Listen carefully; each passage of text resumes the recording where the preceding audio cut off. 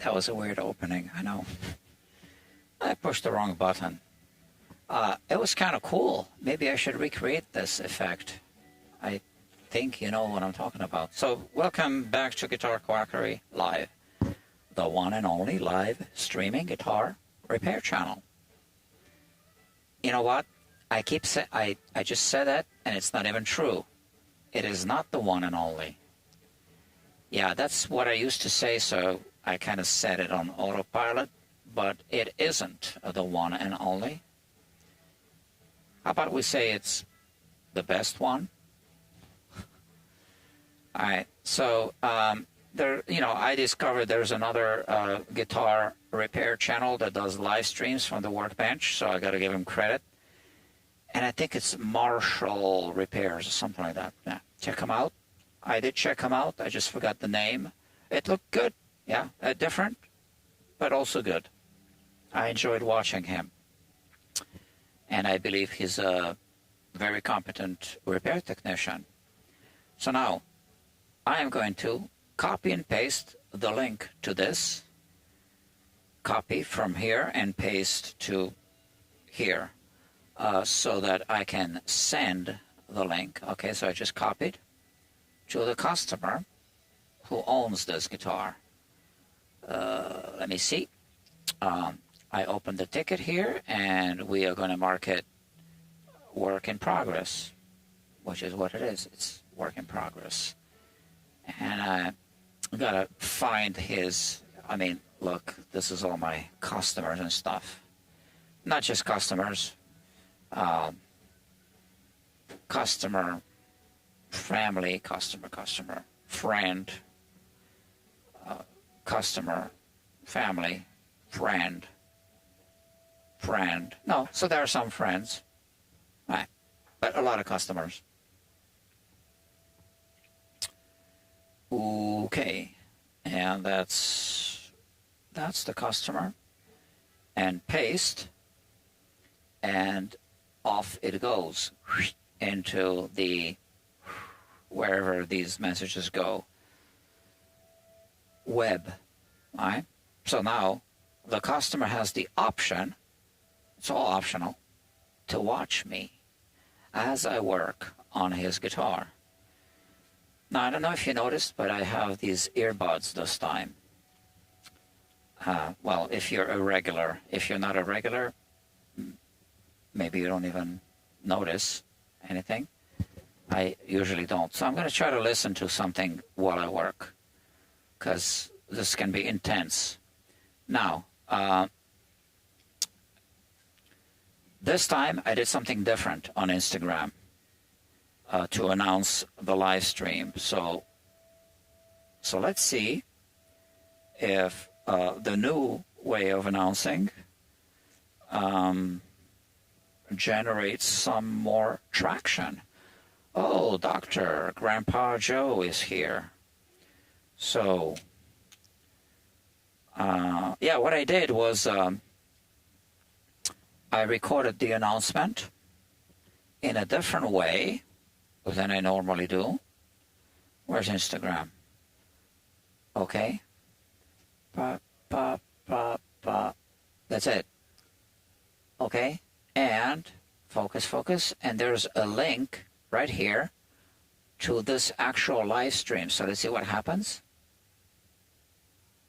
And here it is. Okay, so now people can just tap on that link. If this thing wants to focus, and this is it, right? So that's exciting. Yeah. Okay, we got 2 viewers. Maybe the second one is the owner of the guitar. I don't know, or maybe. So, Grandpa Joe, did you? Good evening to you as well. Did you see the Instagram announcement, or did you? How did you? I received a YouTube notification. Okay, all right, no problem. I mean, if there are alternate ways of getting notified, that's just a good thing. And this time I used the gimbal to, this is a gimbal to record the announcement. It has auto tracking. They call it AI auto tracking. I don't know how intelligent it really is. But yeah, I used the gimbal and the phone, recorded straight on the phone. Okay. My phone is charging right now. It needs to charge a little more. And here we have the guitar. It is a beautiful guitar, okay? So this is a more expensive Taylor guitar, okay? And you can tell, okay? It's an 814 CE. C means cutaway, E means electric. So it's an acoustic electric. And dash N, N means natural. Okay, so I examined the whole guitar already. And it turns out that we can improve the nut a little bit. Now, that's what my notes say. Let me... Oh, I didn't really write much. Your audio sounds funny. Maybe it's because... Thank you for letting me know. So, yeah, we can move this.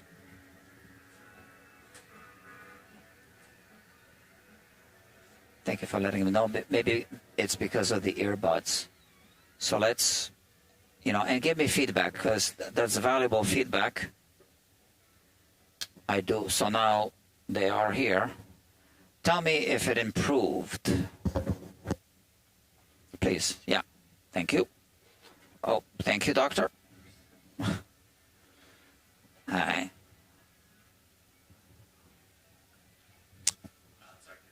Oh, you want it? Oh, okay. Okay. All right. Thank you, doctor. He's a good kid. Yeah, I call everybody a kid, no matter how old they are. So, or doctor, yeah, no matter the level of education. No improvement. Oh, wow. Well, that's concerning. Funny how? How does it sound funny? Hold on, that's a concern. Can you understand? I mean, is it really annoying, or, you know what? So if there's no difference, I'm going to put this back in my ears. And I'm going to listen to the replay. Why would it sound funny? I'm not really doing anything different. The only thing that I'm doing different is wearing these earbuds. So let's go to YouTube and let me play this. I gotta switch the channel, my profile, Guitar Quackery Live. Okay. I lost one person, okay, because we're still getting ready to do this live stream. I'm not charging by the hour this time, so I'm just doing this. So, yeah, I can talk, since I'm not charging by the hour. I can talk if I want to. I don't have to talk. Okay, so here is the live stream.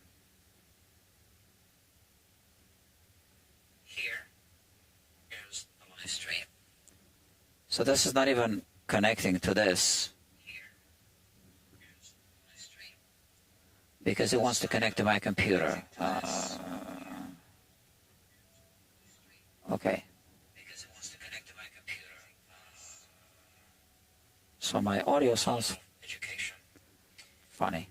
No improvement. Oh, wow. Why isn't this connecting to this? Come on. Sorry about that, kids. I need to resolve technical issues if we're going to be doing this. So AirPods Pro, it says connected. So why am I not getting the sound through this? Well, that's concerning. Funny how does it sound funny? I don't know. I'm just getting the sound through the speaker on the phone. I never paired them with my computer, so why does it want to pair with my computer? And this messes me up then. It just wants to pair with my computer. It is hard to describe. You sound like a Borg from Star Trek. Can you understand? But can we continue, you think? I'll be listening to the replay when I can. There's no difference. I'm going to put this back in my ears. So this means that the AirPods, I was going to play something, and because the damn computer wants to connect to them, let me open the settings on the computer. It's really annoying. So what is that? Bluetooth? AirPods, disconnect. Okay, I disconnected. Now I can hear it.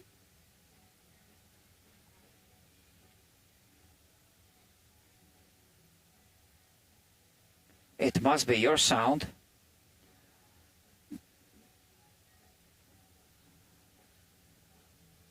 Okay.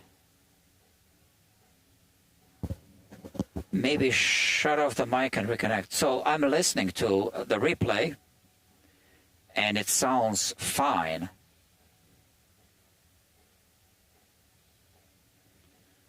But if you insist, I can disconnect the mic. Now it's disconnected from this. Now you hear it differently when it puts it here.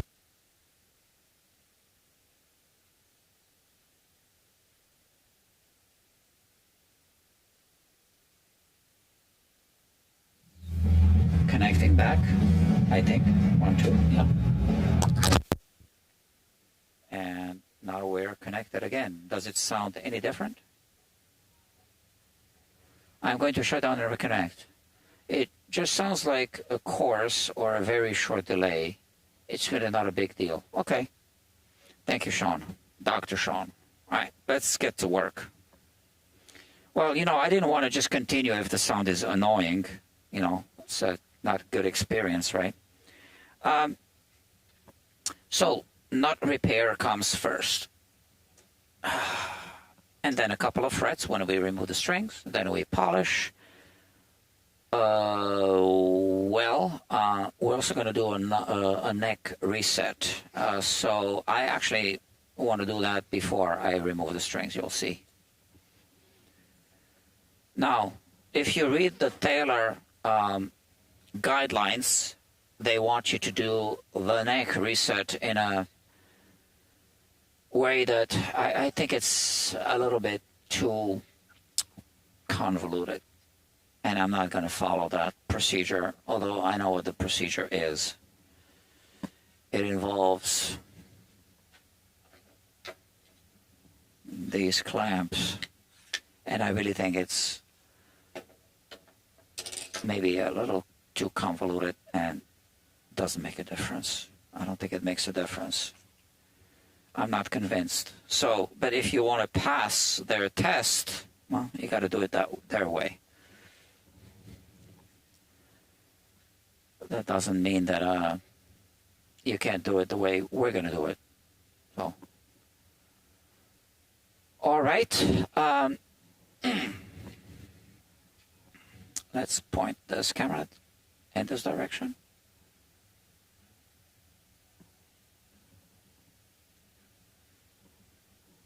Okay.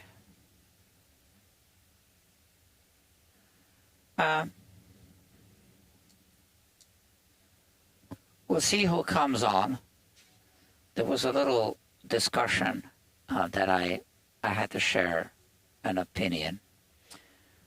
By Grace, I am safe says hello, and hello to you.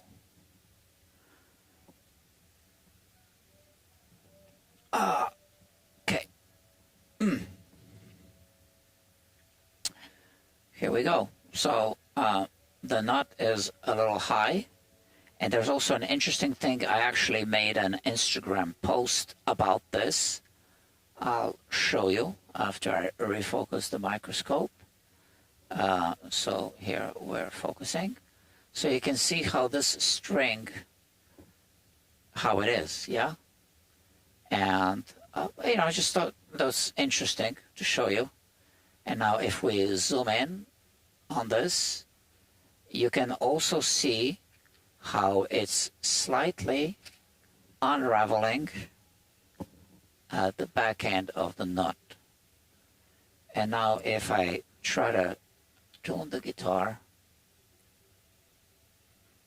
you can see what it's doing, right? So it's unraveling. And I'm just showing you this because it's interesting. This will not affect our service because I'll be removing the strings anyway. All right. But it's neat. And I want to show you neat things. Oh, no more water.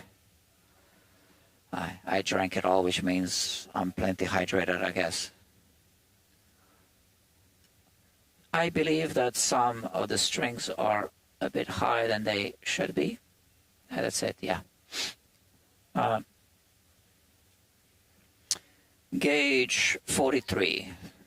We don't have a gauge 43 file, so I'll use a 42. It's good enough. And here, this one is a little high, so just gonna take a quick, I guess you want to see, right, measurement. So I'm pushed against the second fret, and we see that it's really, really high. So just removing the string.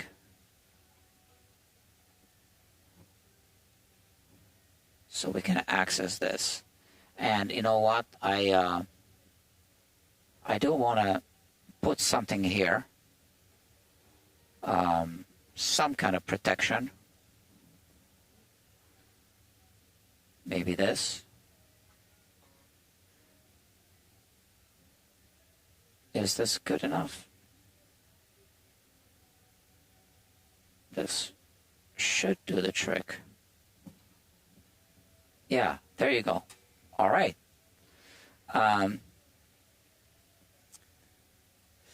Yeah, let's file it down a little bit.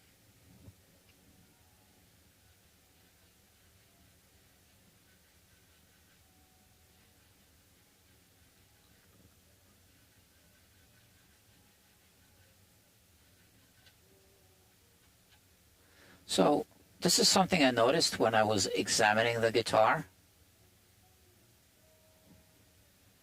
This thing here, glue, squeeze out. It's, not a big deal.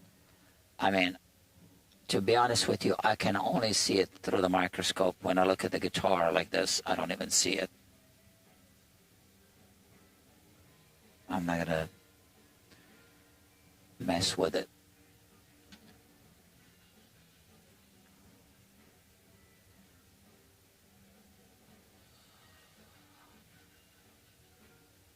So I'm just shaping the string slot. I really love doing this, and I'm glad you get to see it. So now I said I would put the earbuds, AirPods, so I could listen to something, because I thought maybe sometimes I don't even have an audience. Well, right now I do have an audience, 4 people, so let's remove them.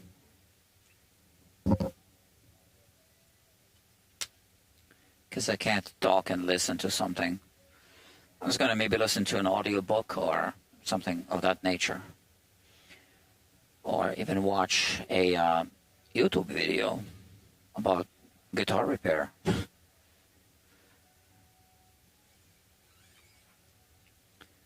Put it back. A little bit better. I don't need to measure because I see that it's a little high.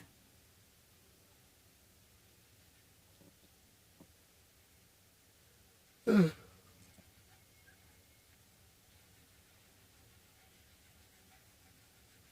know, the microscope really helps. I really improved my work on the nut of the guitar in the years I've been using guitar microscopy. There are just some things you just can't see but affect how the guitar is going to play around the nut. And you know, some people use those visor things, and that's also very good. I never used that, but you know.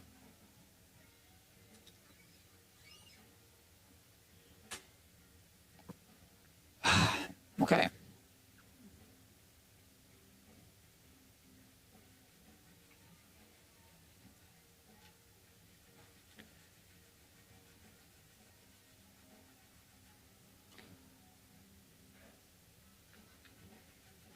I'm still using my best judgment. We always hope that we don't cut too low. And yeah, man, that's it. So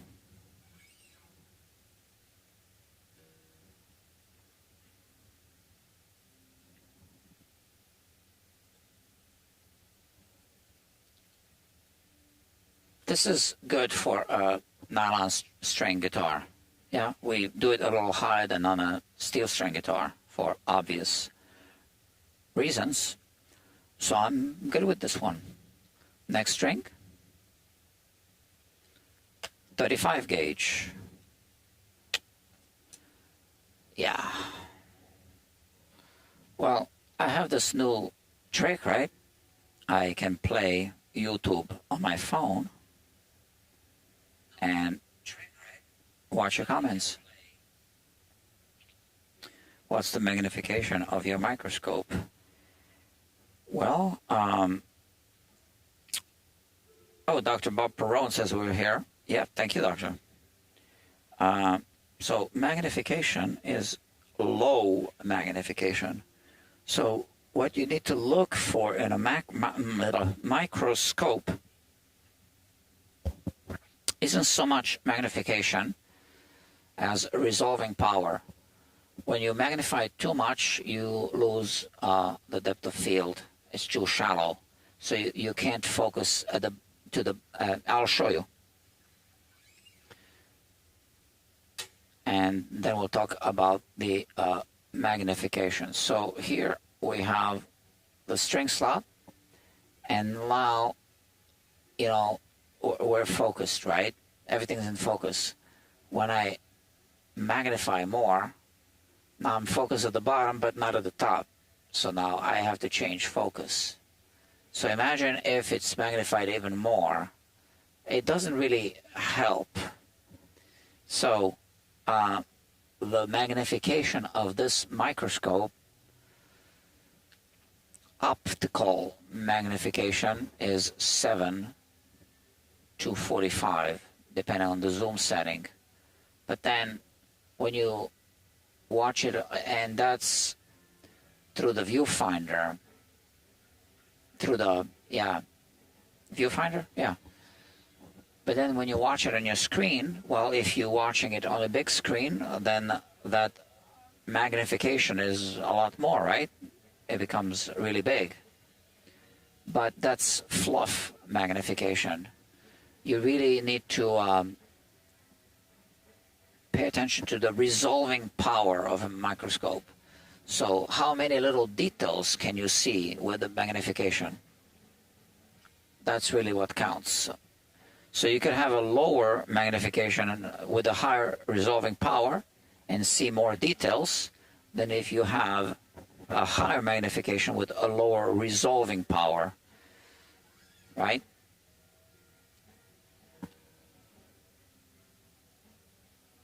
So now I need to remove the A string.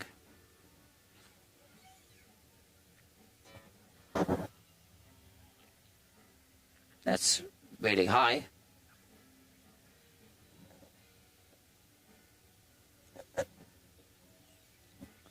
We remove it. And we can just rest it here, that's fine.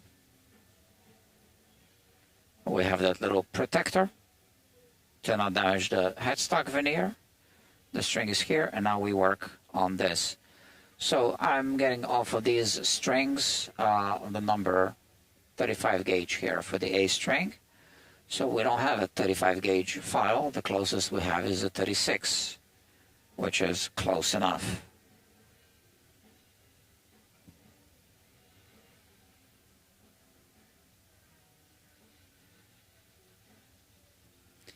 And I'm kind of reshaping the back because the string needs to go towards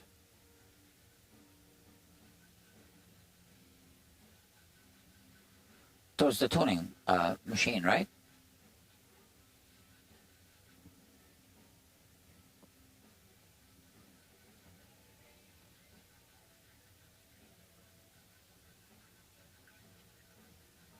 Okay, so we'll try this.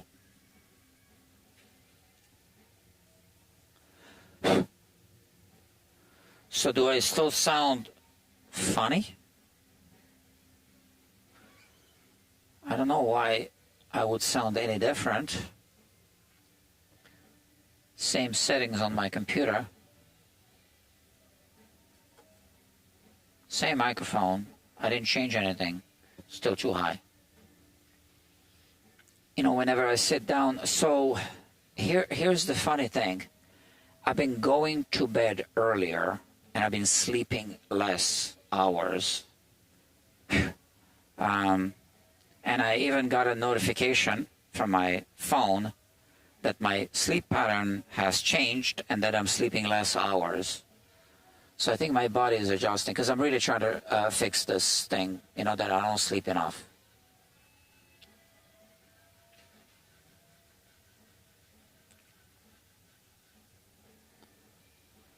I kind of, you know, go to bed earlier and then I wake up earlier and my mind is just buzzing with ideas and what I'm going to do and this and that, and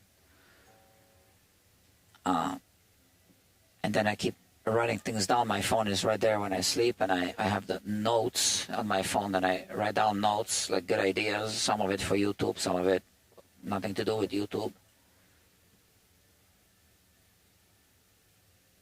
So I put together a new video and I uploaded it already on Patreon and on YouTube as early access. Now, the YouTube channel, I'm talking about the Guitar Quackery main YouTube channel, is, well, this one is also a membership channel, by the way, now. So the main channel, Guitar Quackery, is a membership channel now, and I'm not really pushing it too much because I can't just deliver on the promises, but I'm just mentioning. So the level 1 will get people to have early access to pre-release videos. Oh, yeah, let me show you. So videos will stay in pre-release format for a while in the future. So you see this is good, right? And now we got to work on this one. Let's check it. Oh, this one doesn't need to be worked on. Yeah, I remember there was one that was low enough, but this one, yes. That's the D string. It's very low, but the G string can be lowered a little bit. As I was saying, the memberships. So exclusive content will be categorized in 2 categories. Long-term not exclusive content, pre-release videos. Group one, short-term pre-release videos. So, in a week they become public.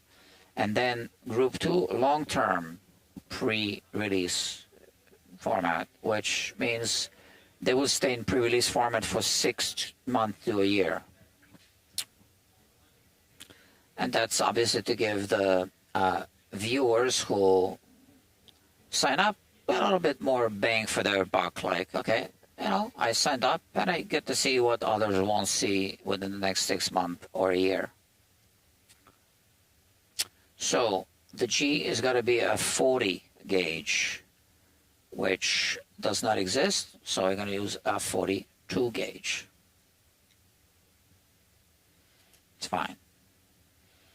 And now we can actually remove this thing from here.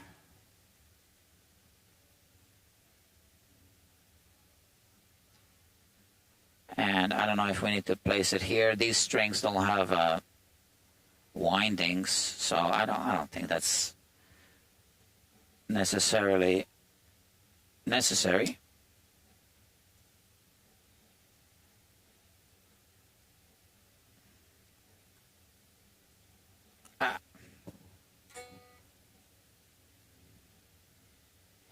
Okay, G string, right?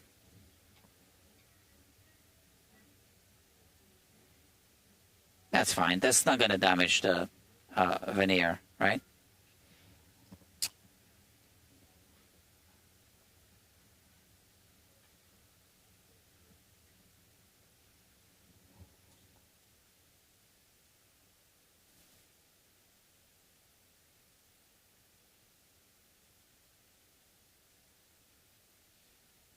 So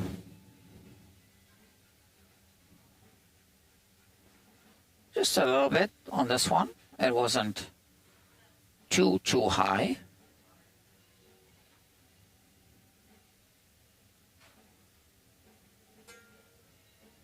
Oh yeah, so I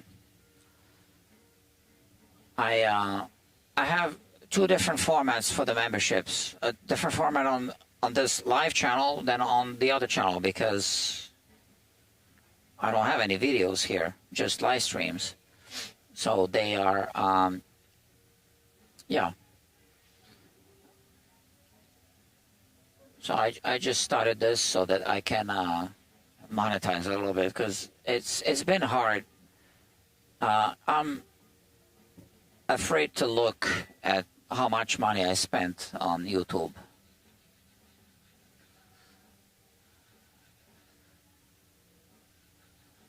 So obviously I do my taxes every year, and I, add up the expenses and I see how much I spent overall.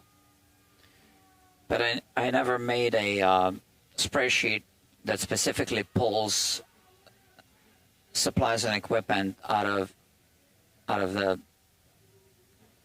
main categories and puts them just on the YouTube spreadsheet, just so I can see how much I spent on YouTube. But a lot, thousands, because I want to make good quality content. Yeah, I never wanted to do like let's start just with cheap camera and then evolve. Not really what I ever wanted to do. So I got whatever cameras I could afford that were, the best quality I could afford. And that's it. That's how I started YouTube. This is really good.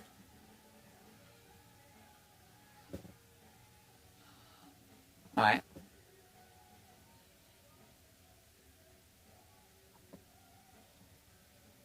That's it. Yeah.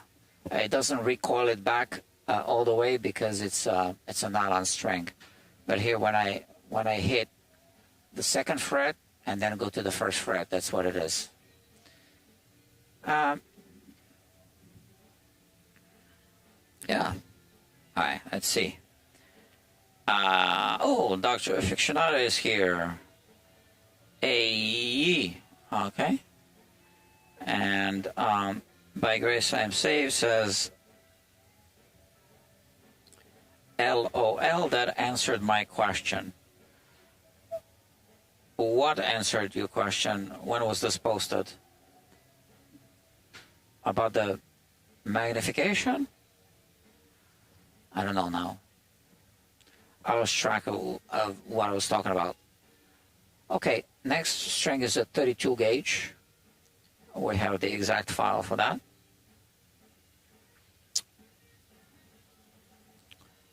.32 gauge. Yeah, so, I share a little bit of personal stuff here as well, because I guess,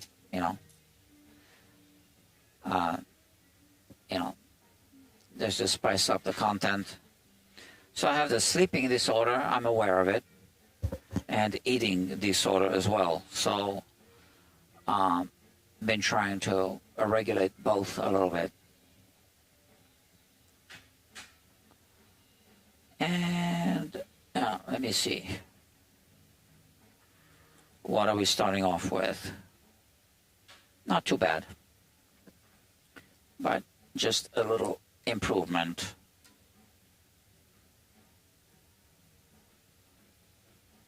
Well, this has some stuff stuck. Okay, it's from the case, I guess.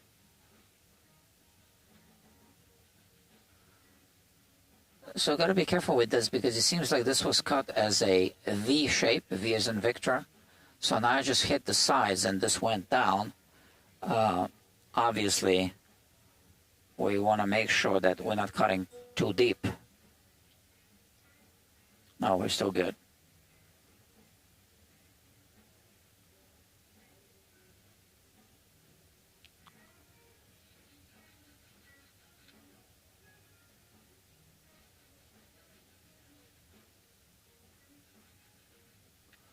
Well,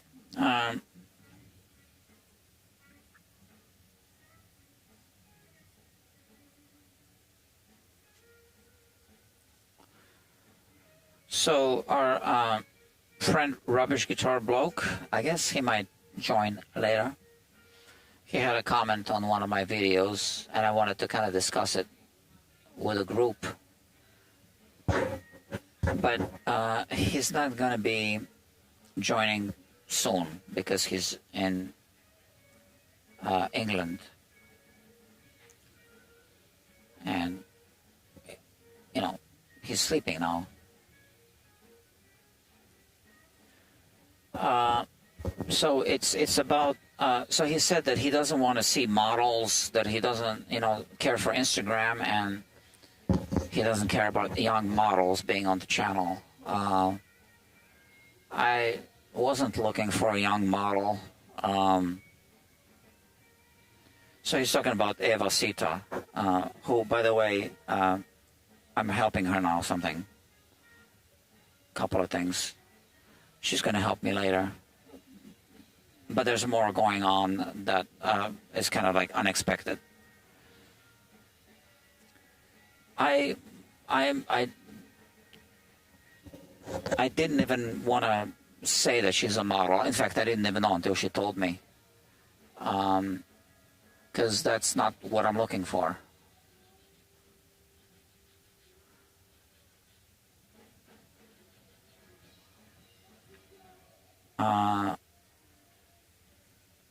Yeah, but she's successful at that.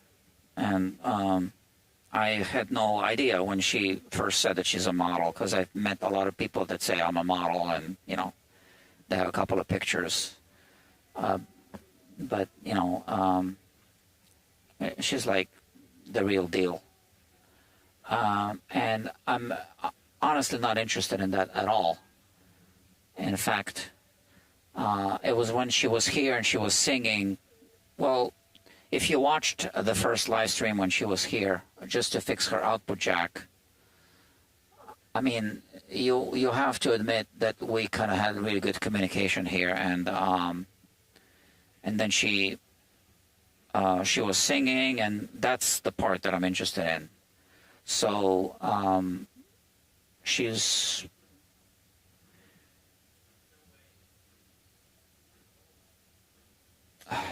she needs a little help with her content so that she can transition into the music, which I know that that's what she wants to do. So the modeling is a lot of shiny stuff that, you know, you don't see who she really is. And I got to know her personally, and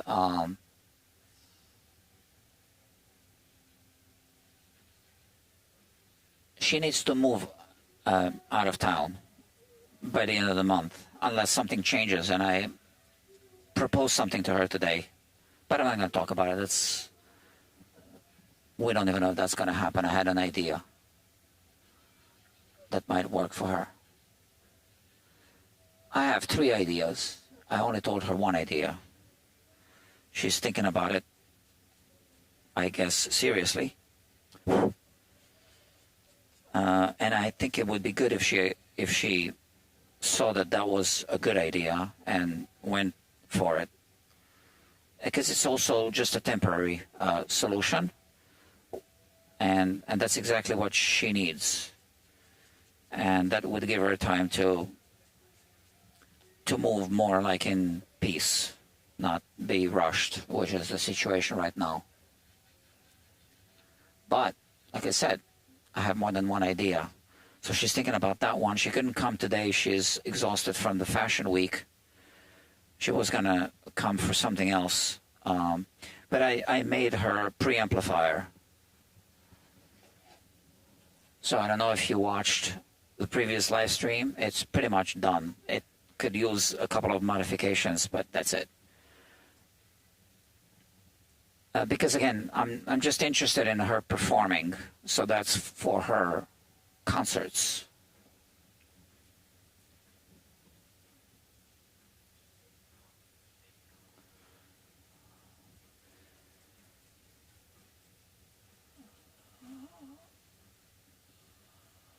Okay, 2.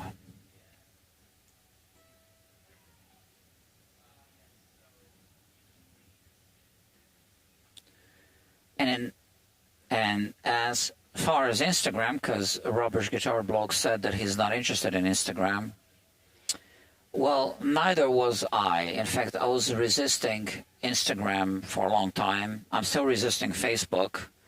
I don't like that whole company, Meta, and how they are basically collecting private information from people. So I don't have a Facebook account. I don't want to have a Facebook account. And I didn't know that you could actually register an Instagram account without giving your personal information, really. So I did that, and that's the Instagram account. But the thing is that this place evolved into something other than what it was. So this used to be a guitar repair shop with a YouTube studio. Well, now I bill it as a YouTube studio with a guitar repair shop. So if we say that this is primarily a YouTube studio and that I'm primarily a content creator that fixes guitars instead of a guitar technician that also does content, I need to focus on, creating content. And there's content on Instagram. And there's going to be cross-pollination. I need to do that. I've, like I said, invested thousands of dollars into this. There's no real future in guitar repair, not with as much potential as creating content. So if I just look at it from a financial point of view, oh, by the way, I'll change the subject just a little bit. So when I started guitar microscopy, I actually looked at nylon strings, and I was fascinated to see the bottom of the string slot through the string itself. So you can really kind of study, if you put a little lubricant, you can study how the string is rubbing against the string slot. Just wanted to say that. So yeah, creating content. See, now I forgot where I was. Oh yeah, so you can only, if you just look at it from a financial perspective, you can only make so much money fixing guitars. You can't stay up longer. You can't take another guitar. That's it. You cap it and you've reached your limit. That's it. But with YouTube, it's completely different. Or just selling content or educational videos or whatever. So right now, the guitars that I publish on the main channel, the people pay me to do the work, okay, as they should. And then their guitars are featured on the main channel, which is monetized through ads. Ad money doesn't really make that big of a difference in a person's life, but it's there, right? So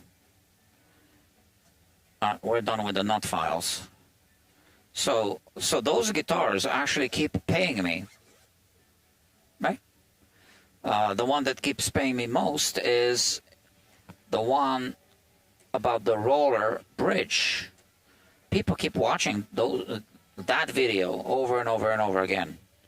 So, but again, it's just a little change, right? So, pocket change. So, but better than nothing.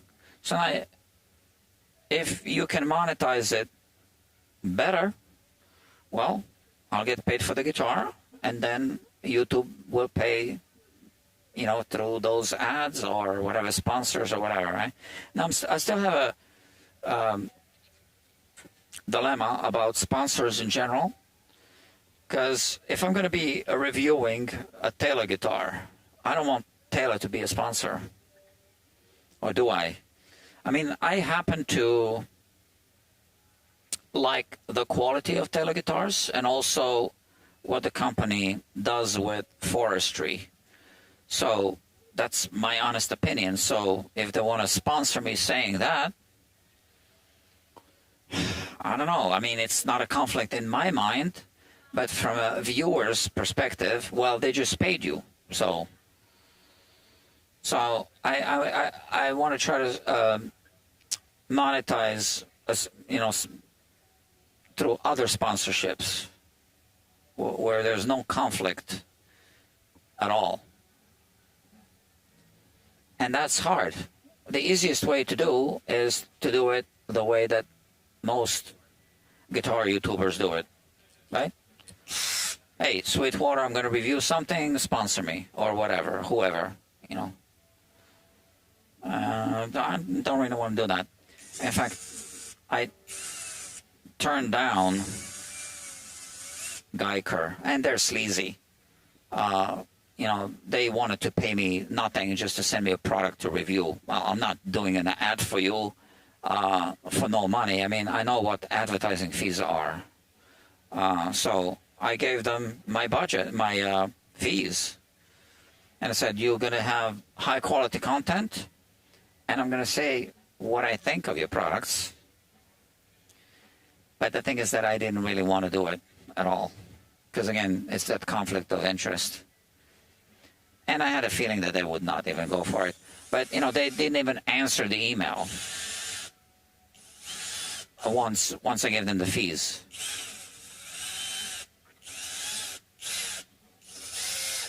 And then another one of their representative contacted me, and I gave her, or maybe it's a he, you know, they signed these names however. See, I am putting the strings back on now because I forgot to do something as I'm talking. Let's tune the guitar.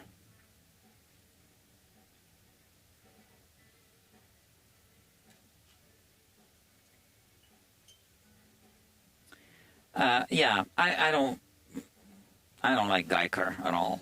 I mean, they make some good products, as in terms of quality, but that doesn't make up for the fact that they are plagiarizing other companies. I don't know if they want to pay me to say that.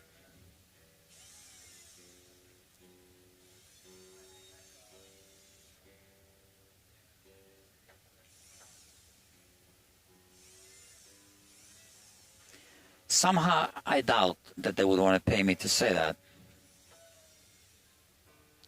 So I'm putting the strings to tension so we can take a relief measurement.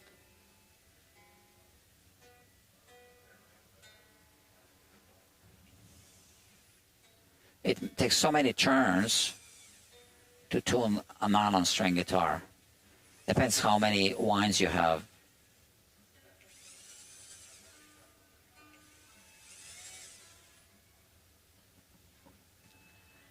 Yeah.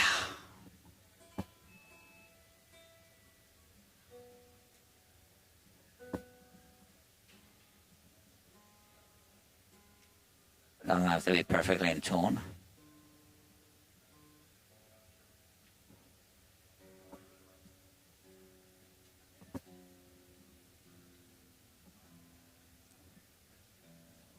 Okay, that's good. Good enough. So let's take a relief measurement first.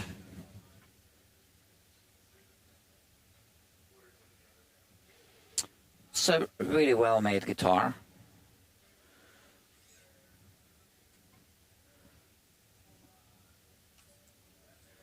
And this is a really well-made straight edge. They go well together.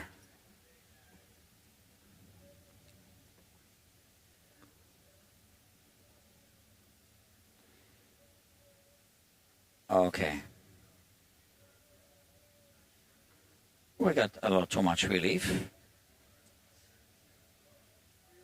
Let's start tightening it. Oh, we got the trousseau cover here.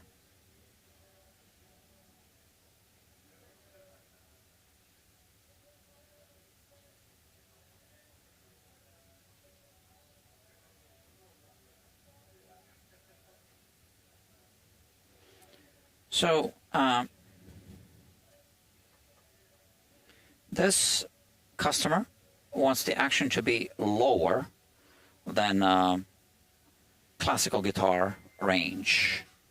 And I discussed it with him. I said, we can go there. So flamenco range, whatever. But, clarity of the sound, especially if you have a little more attack, well, we'll get a little fret buzz. The flamenco fret buzz, which on a flamenco guitar is intentional. Now, we cannot go there with uneven frets, and I have 3 frets here marked off that they are high. So we need to take care of that. To be honest, it might be better to do a full level crown polish, but I don't think we need to. But, I am not...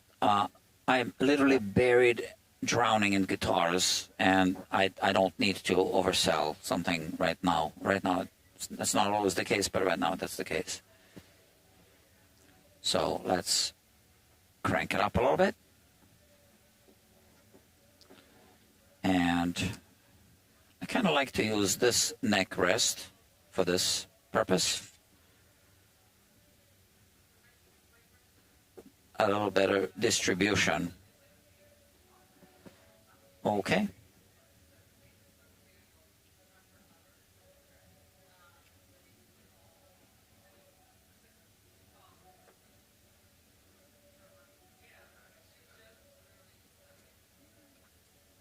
Eleven doesn't fit. 8 fits. 8. Oh, doesn't fit. Okay, so we have a little bit of differential relief. 6 doesn't fit. 5 fits. We're good with the relief.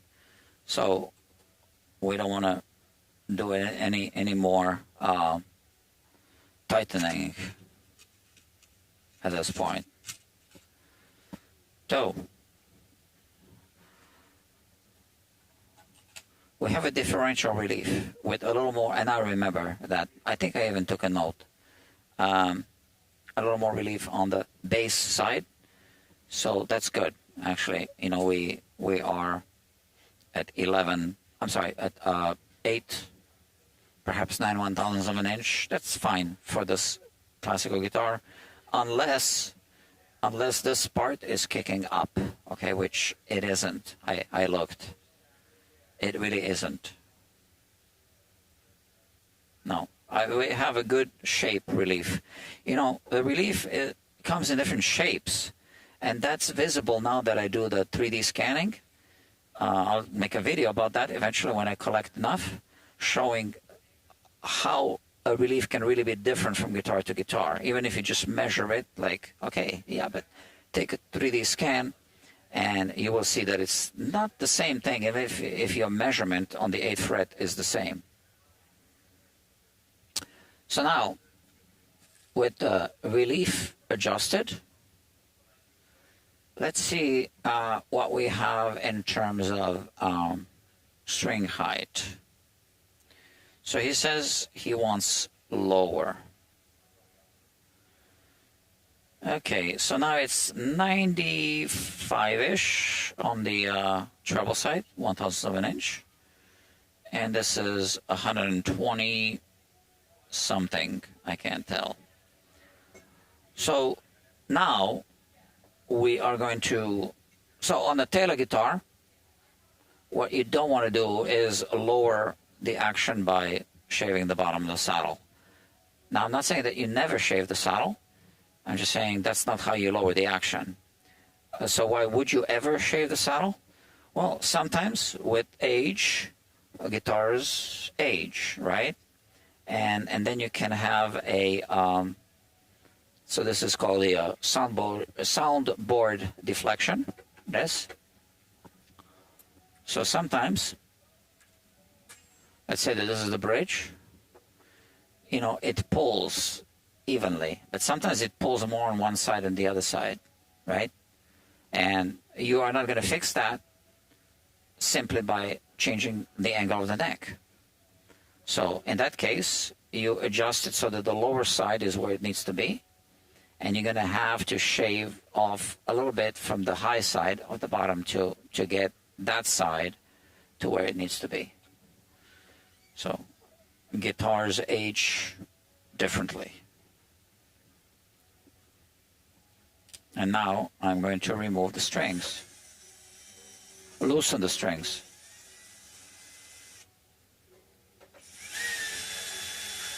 And we're doing a neck reset.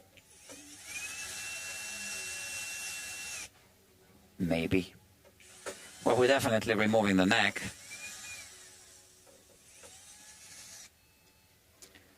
So now I do have a surcharge for nylon string guitars, because you see I can't remove the strings. Anything that's rear loaded like this, normally I would put a capo, take the pins out, remove the strings so I have full access.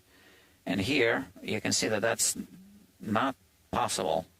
So fiddling. So I have a surcharge for setups on nylon string guitars, or setups on steel string guitars with a rear top loading bridge, right? Rear loading.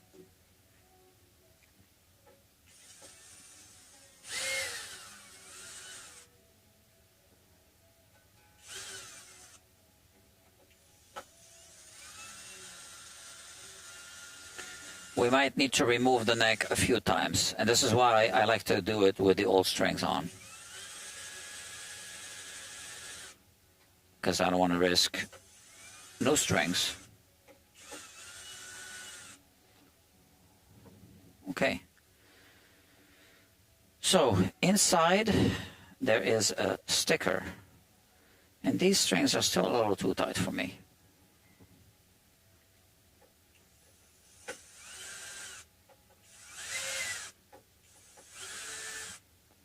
So I had this conversation with a customer, so that Taylor guitars are set up like that.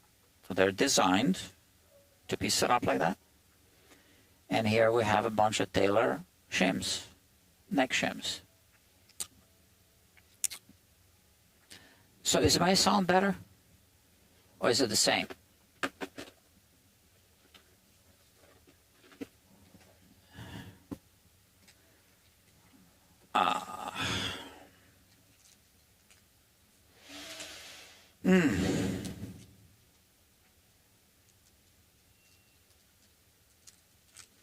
So today is Tuesday, and tomorrow is Wednesday, and the day after is Thursday. Now, I was supposed to have a Zoom call today with two very important people from a very important company about something. They didn't cancel. One of them happens to be in town, and he said he wanted to try to meet in person. If that doesn't work, we'll schedule another Zoom call for next week. So we're trying to meet in person. I'm trying to make that happen. I'm thinking Thursday. I don't know. Let me check my messages. Ba, ba, ba, ba, ba.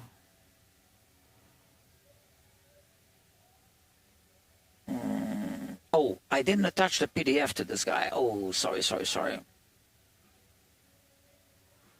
Okay. Let's copy that. You see, it's good I checked. Paste. Somebody contacted me about a Martin D 28, yeah, with a broken headstock, 1973. I feel bad. He sent me a video. It's broken. I mean, it's fixable. You're going to see it. But it's fixable. So I said, I'm attaching my standard PDF that explains my service approach. Please take a moment to read it and let me know if you agree with all these terms of service, and I'll be happy to discuss further. So I just forgot to attach the PDF. And then we have, I'm just checking some other things. Sorry about that. I'm not charging by the hour here, right? So I can do this. This is how I work sometimes. I mean, take a little break. Let me check.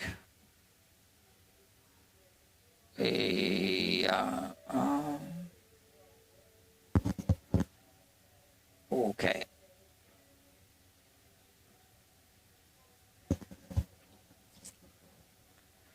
So I noticed someone's mother liked my reels on Instagram. I figured out whose mother it is. I wasn't expecting that. So she, obviously, she's the mother, liked 1, 2, 3, 4, 5 reels. I think that's it.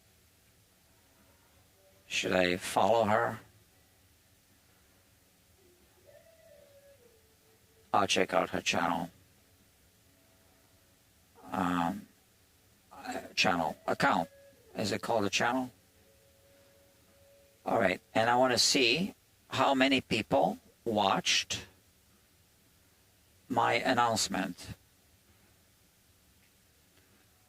Only 8 people saw the announcement of the live stream. So not many.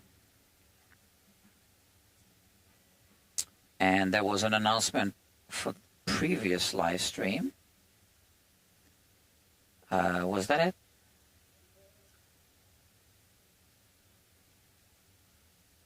Hold on, I can't remember what this story was.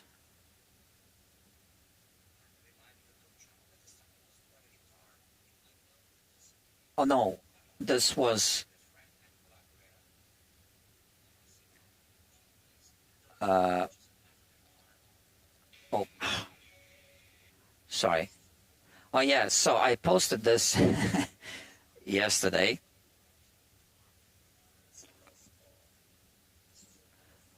I said, Epiphone inspired by Gibson. Hold on, come on, focus. Did you see this?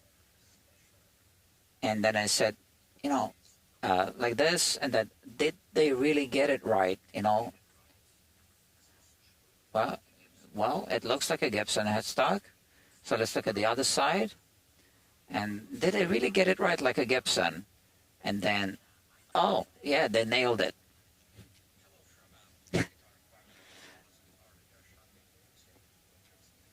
And then there's my announcement. Oh, yeah, the announcement of me building the preamp. So let's see how many people saw that. 51 people. Yes, so it takes a while for people to see it, and then obviously by the time they see it, it's too late. And then I made an announcement, like a story, that I finished building the preamp. So 28 people saw that. And then I posted a story that I am about to do a live stream for this guitar. And only 8 people saw that. So I need to figure out what works. Because one reason why I started Instagram was to, you know, kind of let people know that I'm streaming, that I'm about to.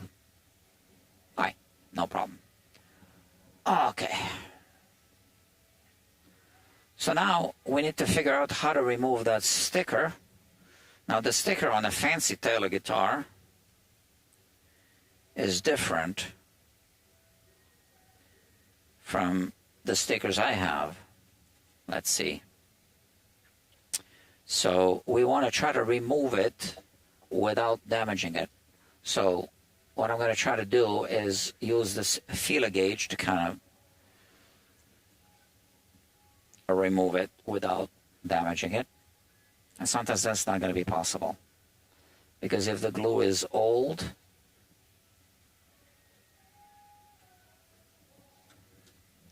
let's see. Yeah, I have a feeling that's not gonna work. Because I have stickers to restore. Okay, it's coming off. Slowly.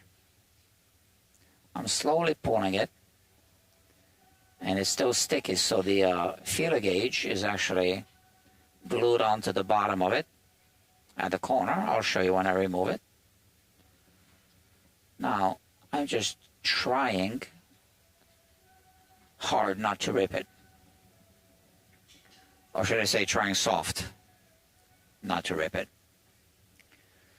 So I gotta be pulling it slowly, because if you pull it fast, it will rip. So this gives me time to talk. And gives me time to check my email, which I haven't checked in the past, whatever. So the guy from the company did not write back yet. I don't think he will write back today. So that was their idea, to meet in person. And they say if we can't make it happen because he's really busy, we'll do a Zoom call next week, I guess. I'm developing something. Well, it's already kind of more than half developed. It just needs a little more development. And I want to, I did pitch it to the company, so they're interested, as they should be, because it's a good thing, actually. And I can't talk about what it is, but hopefully I'll be able to talk about it soon. I'll be able to tell you which company and what it is that I'm trying to sell to them, because that's going to be a really good thing if it happens. Well, obviously a good thing for me, but a good thing for society, and has to do with music and guitars. It's something that hasn't been done before. Yeah, I got another like and another subscriber.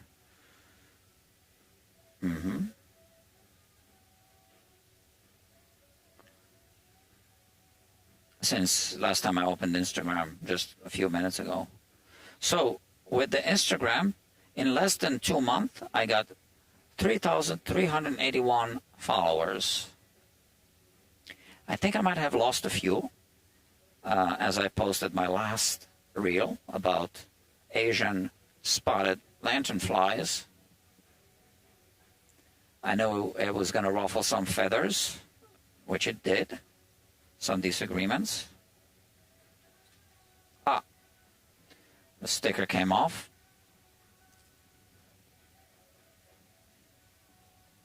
Here it is. So this is where the feeler gauge was stuck. And you can see that this is not the same as the one I'm about to show you. The one I'm about to show you is in this box. So this came straight from Taylor. You can buy these things if they'll sell them to you, I guess.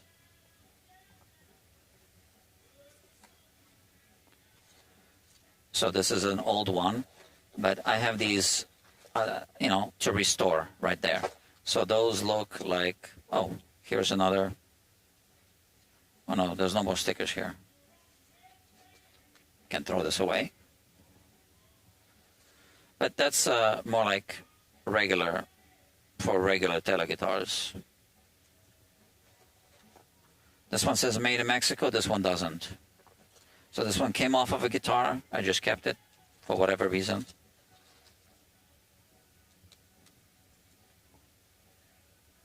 So we want to lower the action. And this sticker goes somewhere where it's not going to be contaminated. So how about here?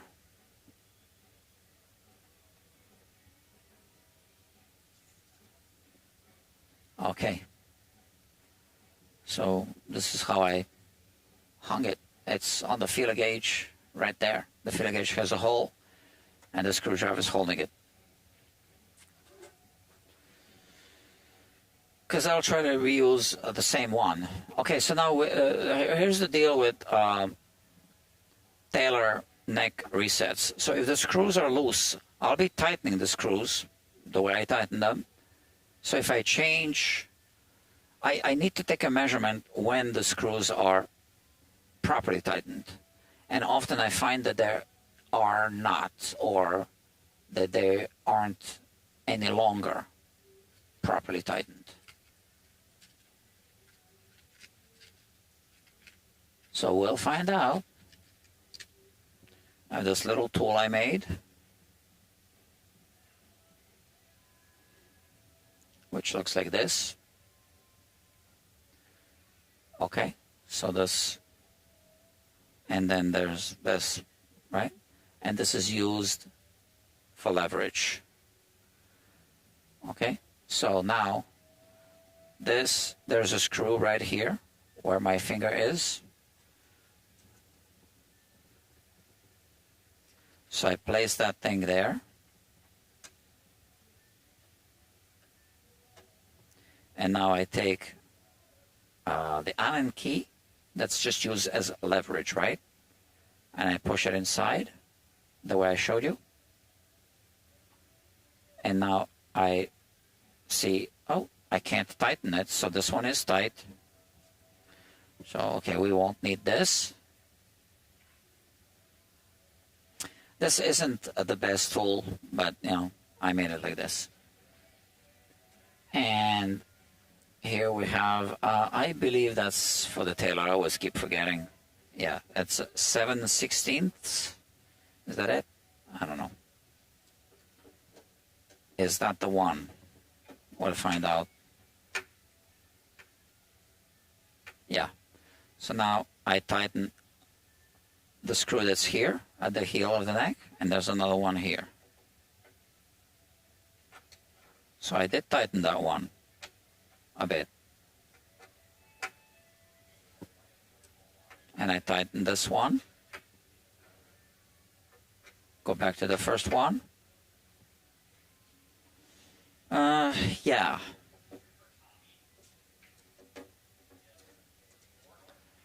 So now now we want to take a measurement, because if these screws were a little loose, now the neck moved like that, so that lowered the strings a bit. So they weren't too loose, and I'm tempted to just remove the neck, to be honest with you.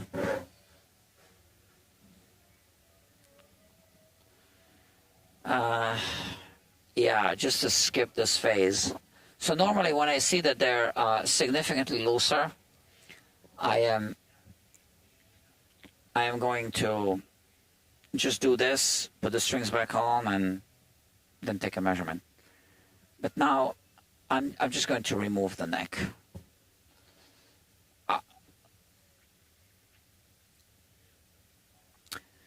Oh, Dr. Antol says, love the content, always beautifully crafted and highly made.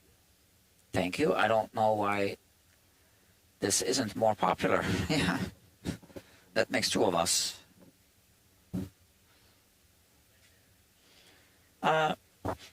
So yeah, let's think about that. I think maybe I should change how I do these live streams. Maybe I should prepare a theme and just talk about that as I work, and then with few interruptions just explain what I'm doing, because now I'm just doing educational program. I mean, I kind of talked about other things as well today. Not kind of, I did. But so I'm gonna remove this screw first, the one that requires this tool, so the one that's here.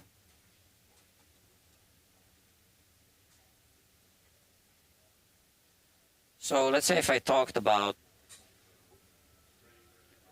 I don't know, it's like, it's not easy to do live streams, right? You got to think of a topic, and you got to be mentally prepared to talk about it, because it's not even a conversation, right? It's just one person talking. Oh, that thing came loose.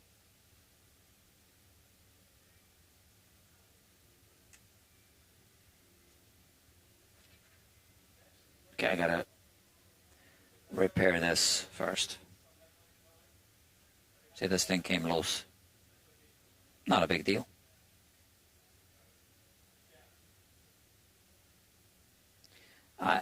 I can make a better ratchet tool, actually. I should do that.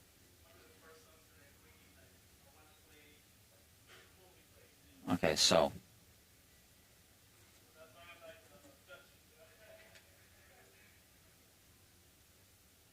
Ah!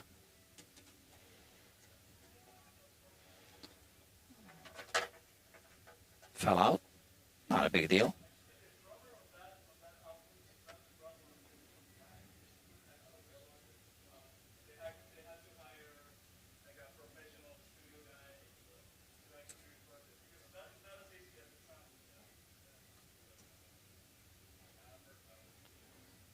It's finicky, especially because the preamp is right there.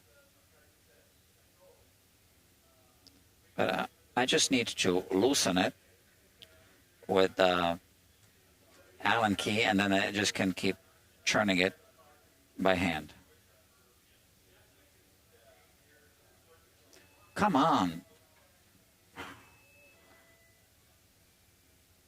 Why is it stuck inside now?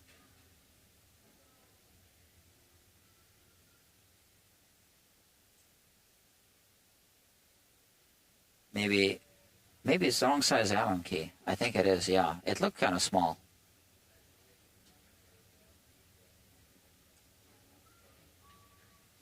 So now it's loose.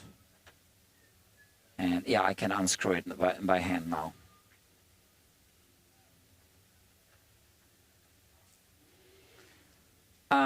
Yeah, so I have ideas how to make it more popular.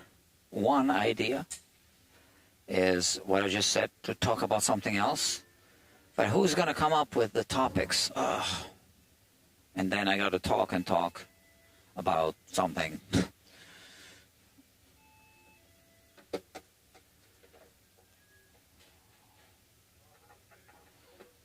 Another idea is what I already kind of started, Ask a Tech.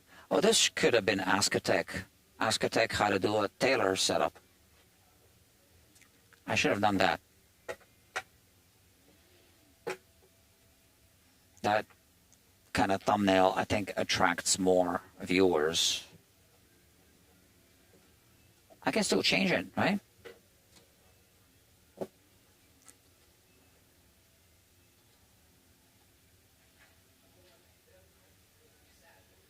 Ask a Tech, tailor setups.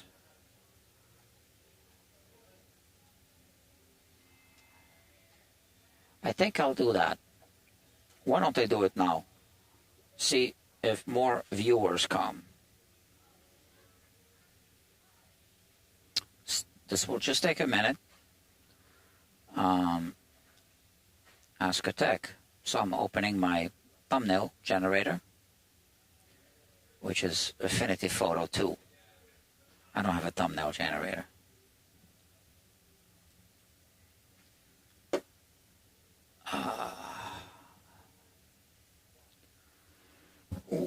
Ask a Tech. And here I'm going to say tailor setups.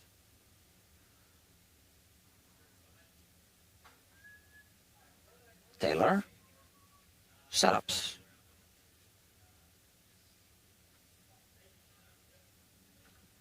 Okay. And now I just copy and paste the image from this one. So select all, copy, and paste. There you go. Yep. I'm just going to move this. Oh, I moved the image. I meant to move the tailor setups.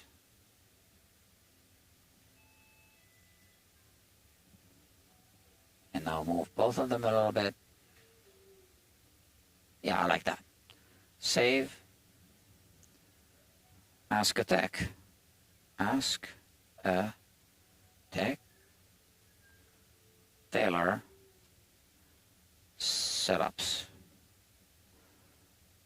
Okay, and now I am going to change, just edit this, edit the thumbnail. So now people will see the new thumbnail, same live stream, and I changed the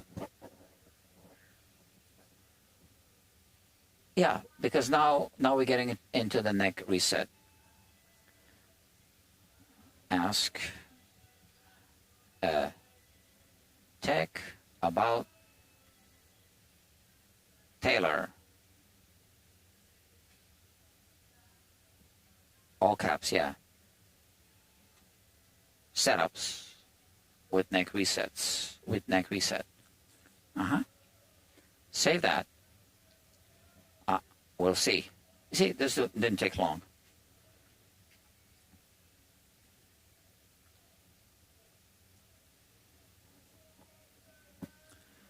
So now we have 5 viewers. Let's see if this attracts more viewers.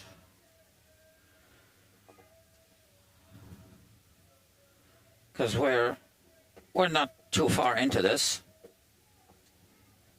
And they can ask questions. So even if they missed something, I'll be able to answer questions.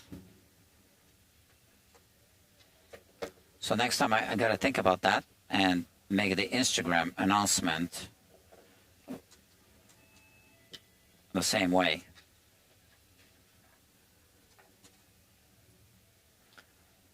One more.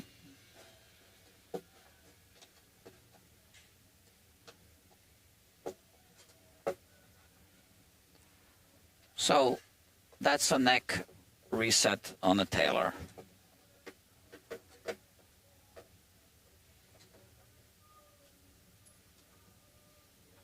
Okay, now they do put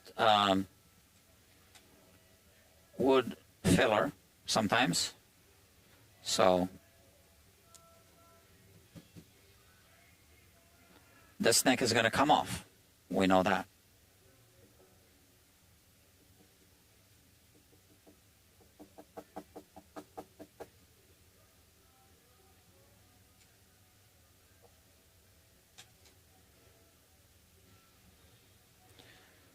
So it's really tight.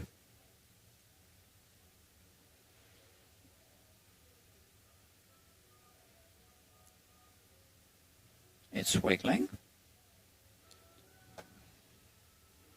So I want to show you the wood filler that they placed here.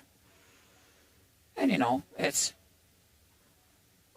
sometimes kind of like sticking the things together. So that's the wood filler.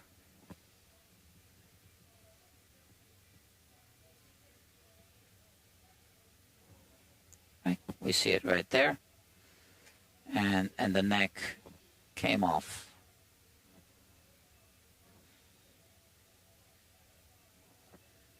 And you can see the shim. So what I really want to do is I want to turn it around.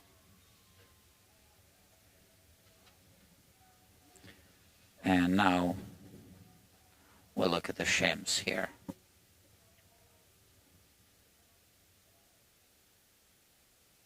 Okay. So we have the fingerboard extension shim. It's a +6. And another +6. See, this is wrong. So I see that someone worked on this, and they put the wrong shim here.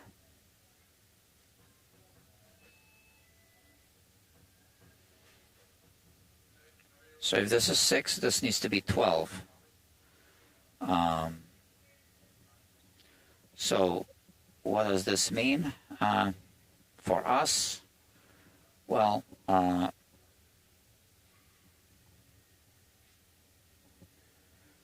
we'll see. Let me find a +12 heel. Now they are all mixed up. -12. No, that's not what we want for sure. Minus, minus, minus. This is a 12.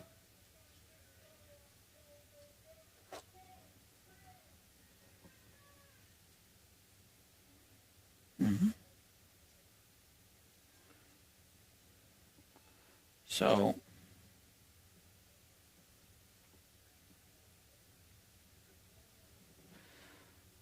I am checking that they're both the same here, but on the other side there's a small step, not much. So these don't need much to move, but I'm inclined to put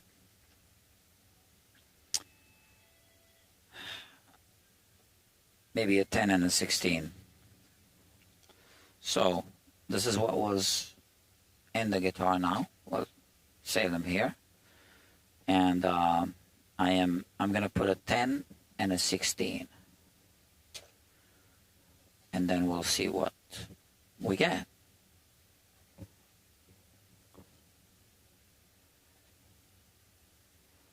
$12, $8, $12, $14, $16. So that's the 16 heel size. So Bob Taylor +10. There you go. So he insisted on having this system where it's +6 instead of just naming both of them the same number, which would have been better. And someone told me, someone who worked with him, that they told him, no, why don't we just simplify it and make it like that, so it's both the same number. And that he said, no, the text will figure it out. So that was his decision. In my opinion, not the right decision.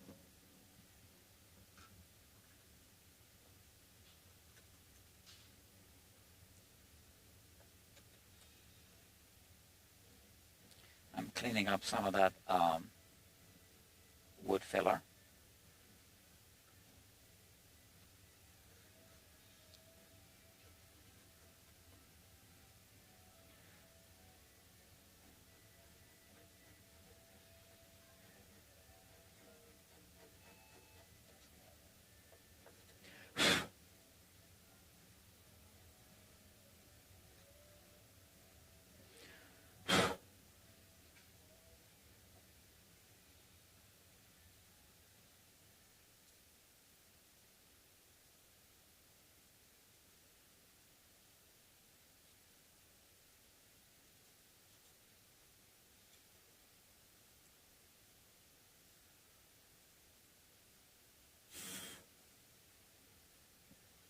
Just cleaning up that wood filler. Just going around the edge softly, because we want to make sure that the neck is seated all the way.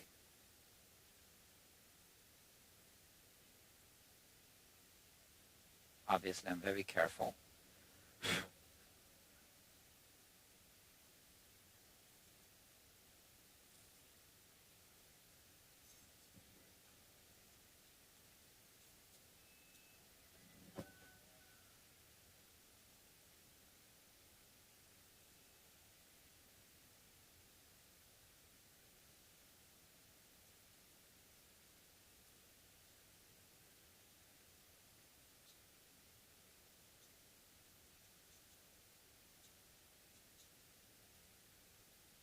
Like that.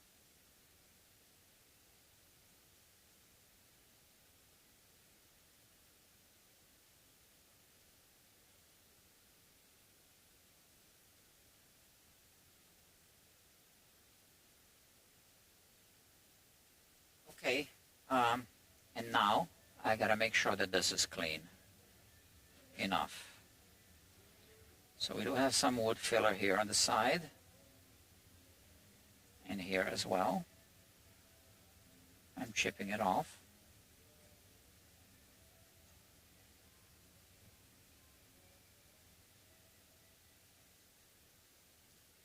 So if you use a metal thing, do it very gently, make sure you don't slip into the finish.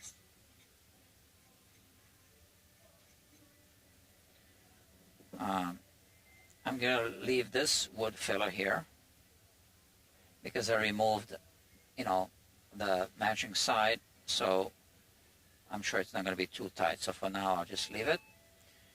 And here we have this. I'm going to use this wood to remove it.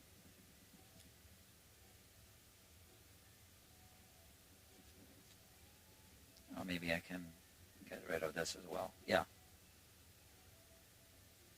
Yeah, we don't want to use a metal object on the outside for sure.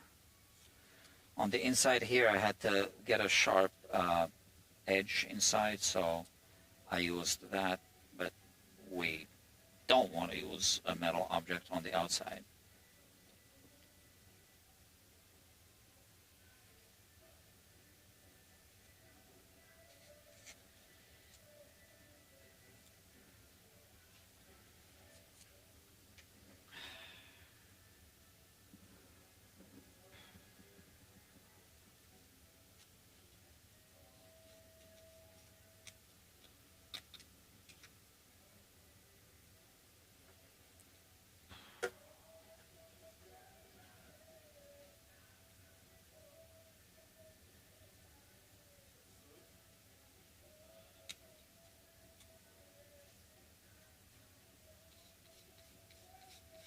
Okay, because this is important to do this because we really want the neck to sit completely inside. There's no obstruction.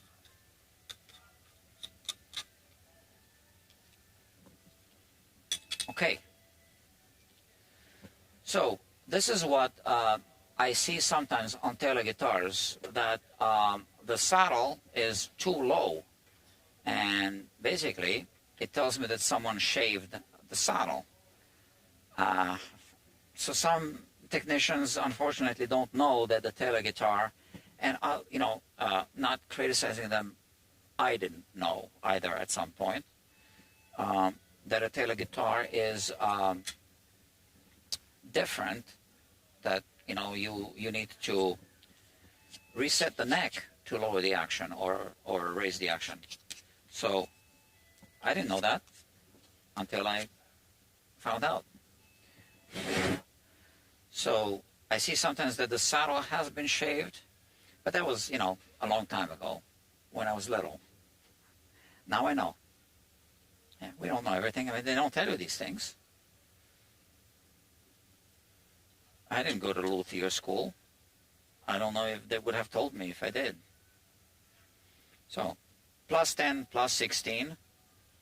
The neck goes back. Now it's twisting the strings, so I have to unravel that.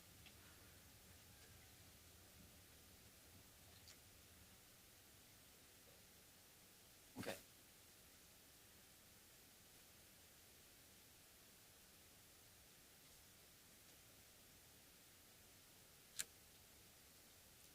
So the nylon strings make it really stretchy.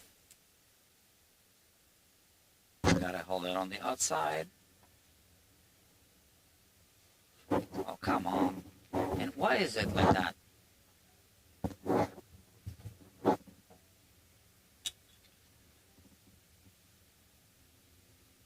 Same thing with this one. Look at that. There's quite a lot of slack. Well, those are the original Taylor shims.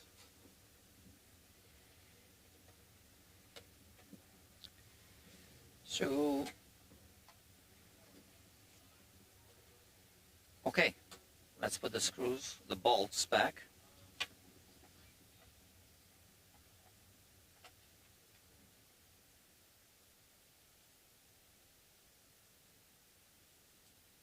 So the procedure that I use is not the Taylor procedure that they want you to learn. Theirs is too complicated for me, too convoluted, and I don't believe that is necessary. I mean, listen, I did do some thinking through, and nothing convinced me that we need to do it their way.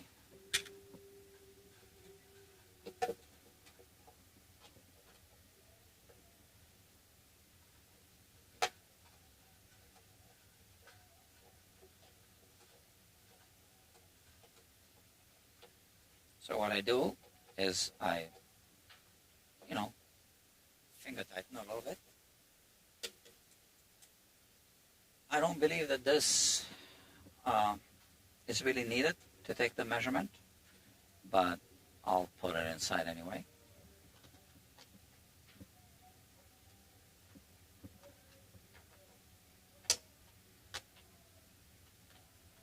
Because we might be done with one attempt, with the first attempt.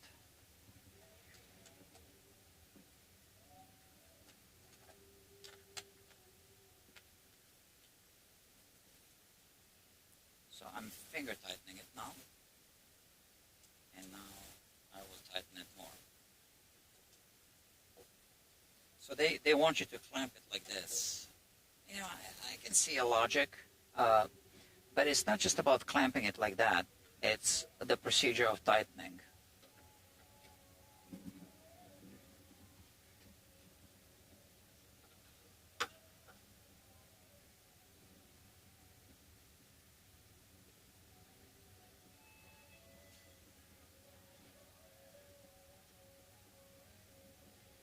All right.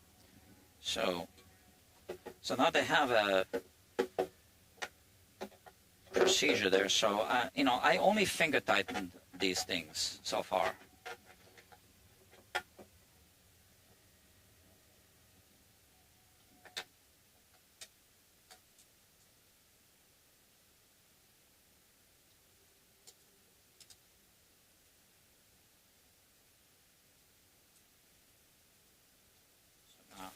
Hang it one on the other.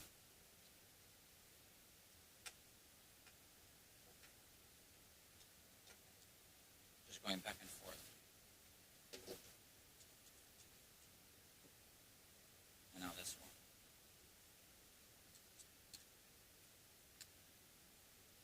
Like that.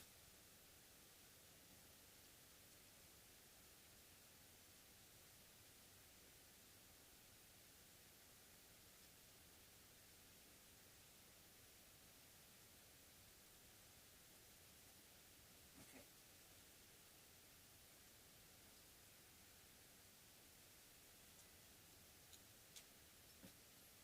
Okay, so we have this. We can remove the clamp. That wasn't too bad. Ah.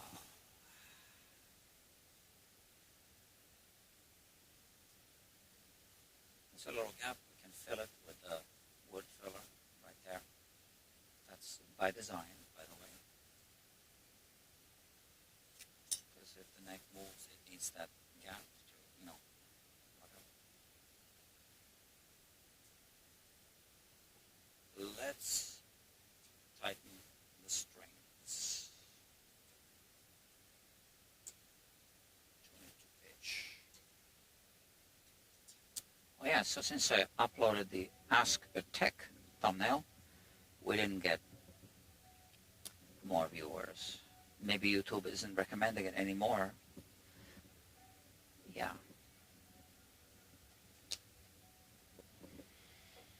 I don't know.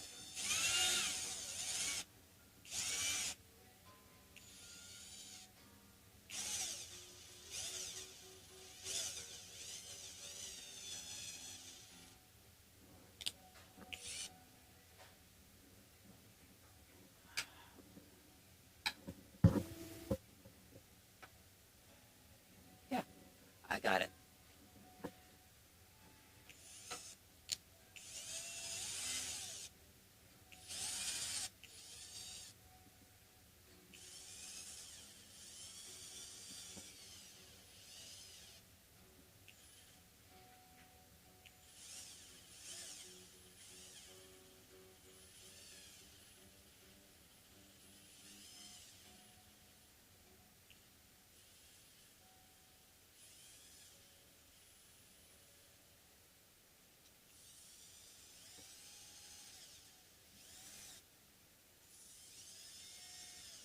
You know what? I'll tighten this one a little bit first on the other side.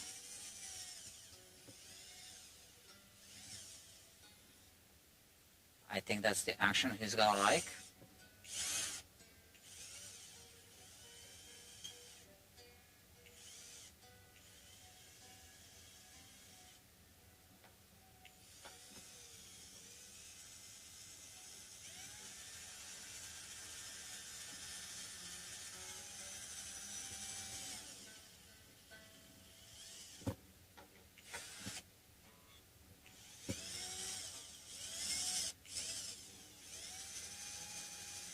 Sorry, I'm not talking.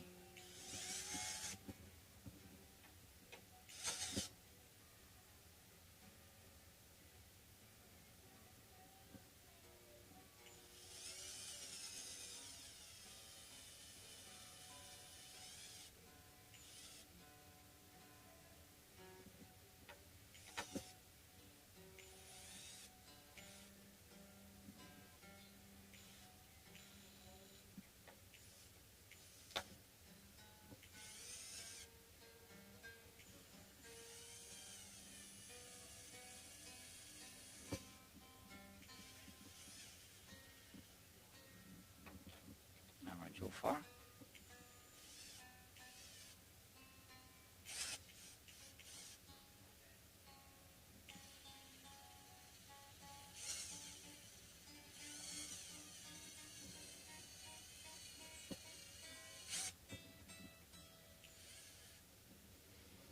It's about right. Um,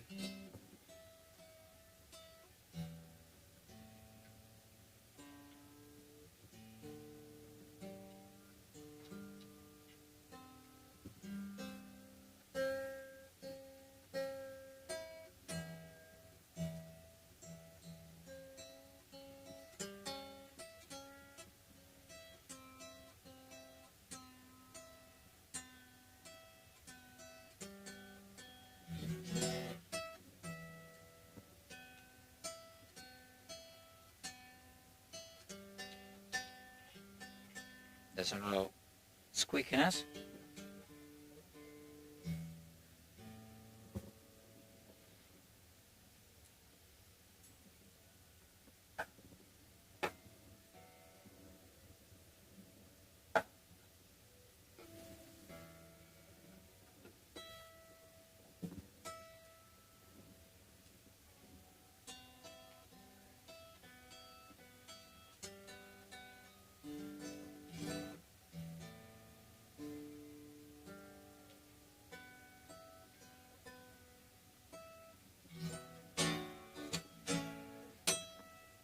So now, is this the action he's gonna...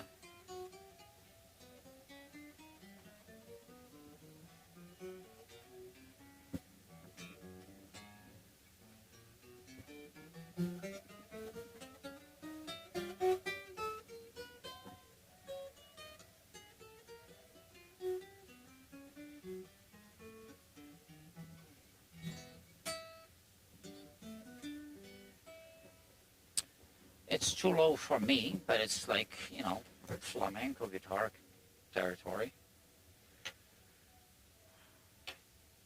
So what I'll do with this one is I'll have the customer tell me if this is what he wants.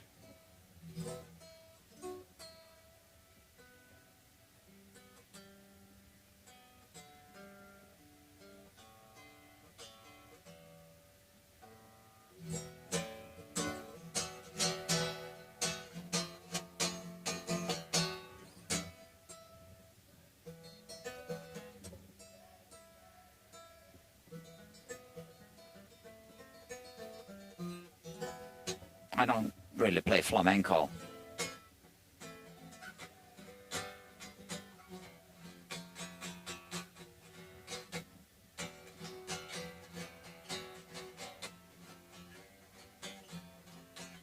I don't know how much you can hear.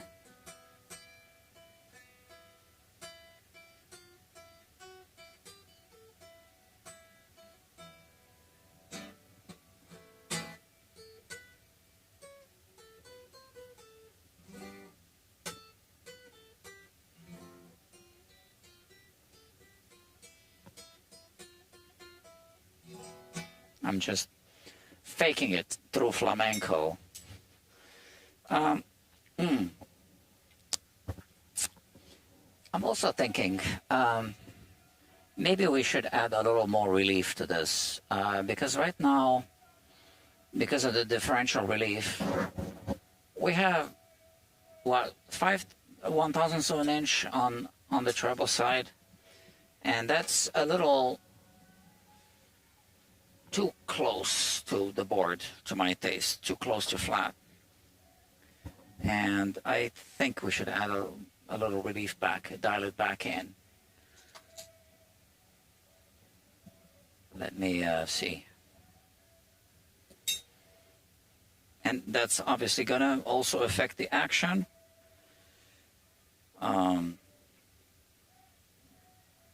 What was it again? 5/1000ths? No, not even 5. 4. Yeah, that's not enough relief. So why don't we add some more relief? And I think that's gonna put the action a little closer back to where I would want it. So 6, maybe we don't want 8 because of that differential relief. So we have 6, 8 doesn't go through, but then on this side 8 goes through, 11 doesn't. No, that's much better than what it was before, because also I couldn't put the 11 through, and before we had 4 and it showed like 8, but I don't have a feeler gauge between 8 and 11. So is it 8, is it 9, or is it 10? Right? We don't know. So this is better now. This is more like, yeah. And let's see by how much it raised. Oh yeah, this is exactly actually where I thought it would be. Okay. For his request for lower action. Okay. So we got that resolved. So now I'm going to remove the strings, and we address the fret issues. Let me check on batteries, because sometimes I lose my sound because my battery is drained. No, that's fine. It's fine. Okay.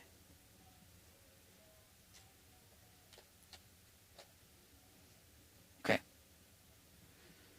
So should I put the sticker back? I guess I should, right?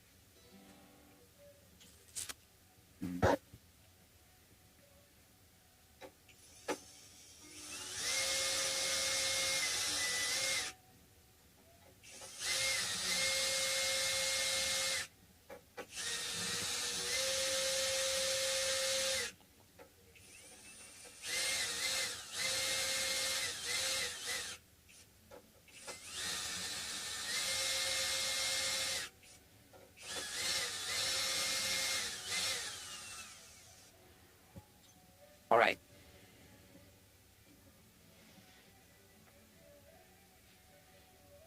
Cut the strings.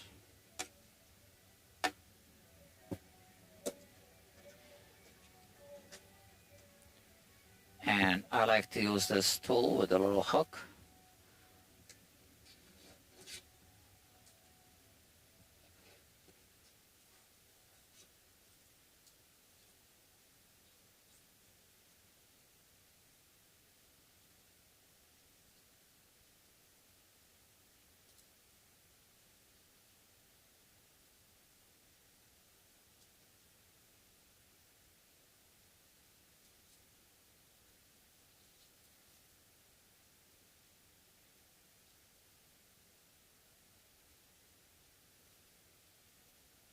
And yeah, just inspecting the transducers there. And now on this side, how I like to deal with this is just like this. I just take them in a bunch and cut them off. Oh, I'm missing one. And then I can unravel these. There are too many winds on these strings. Not only is it unnecessary, but so this one's good, right? But there's just too many winds. You get better tuning stability with less. So just put as many winds as needed, not more than needed.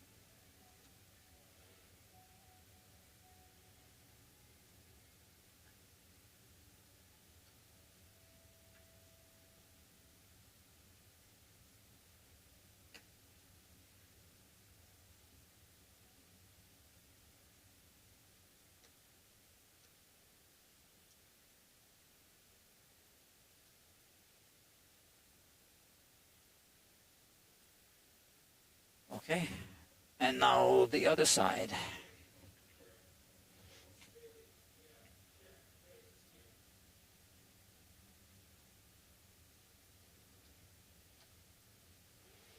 So these used to be gut strings, right, from sheep.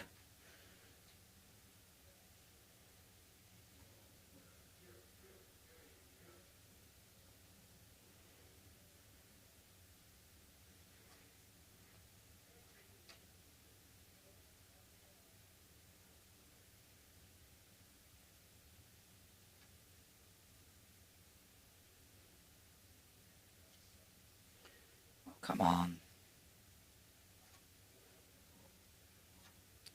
All right. This is now the way it's supposed to be.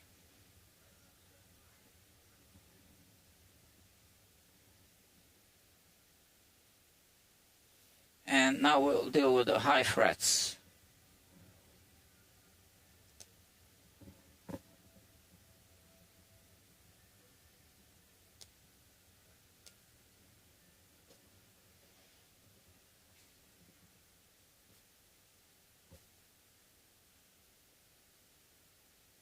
All right, I almost feel like I need a break. We've been streaming for 2 hours.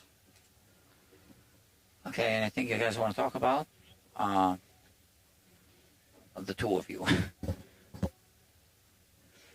I don't have much of an audience.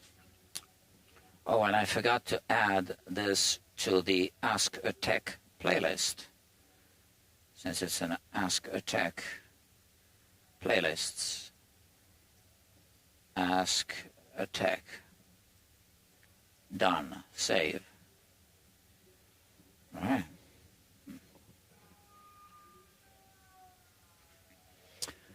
So we have 3 high frets, 1, 2, and 3. And we are going to level them off. We have 2 tools to start with. One of them is the fret rocker. It's a testing tool.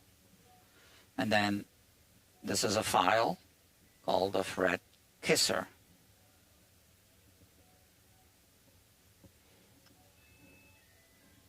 I'm going to put my switcher back on. So I have it here. That's my switcher app. So we have this, and now here, I know you can't hear this, but there's a high fret. This is a high fret, and with a fret kisser, I take down the top.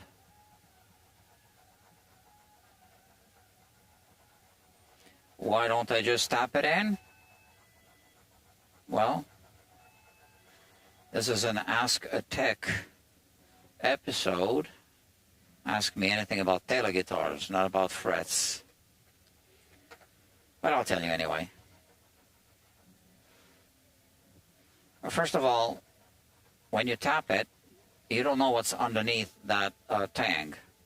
If there's a whole bunch of dried up glue, you're going to be hammering a tang into, some place that it's not going to go into, right? Because there's glue. So you don't know what's there. Oh, this one, right? Second, they spring back often when you tap them.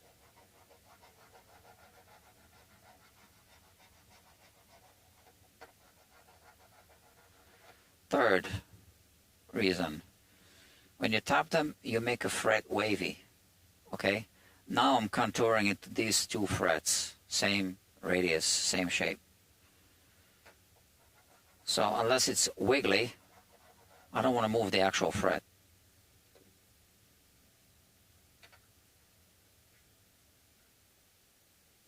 Still here a little bit.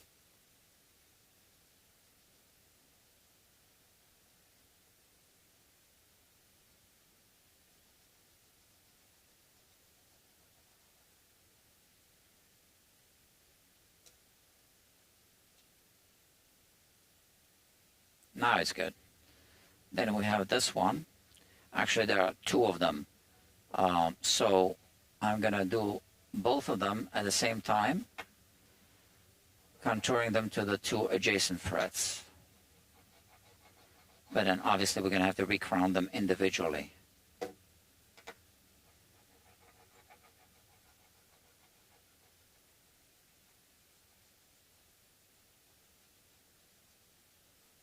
Yeah, they're quite high.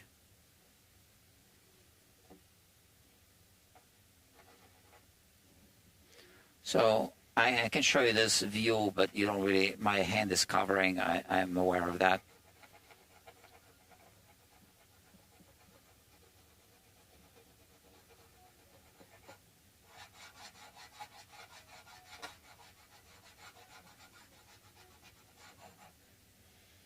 I like to finish off like this. So I'm still going slightly diagonally.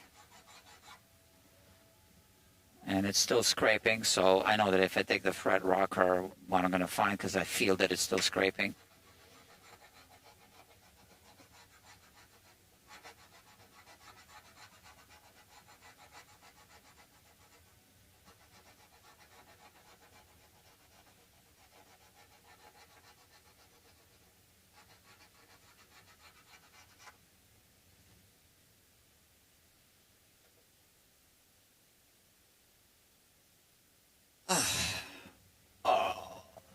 So we're doing the 13th fret.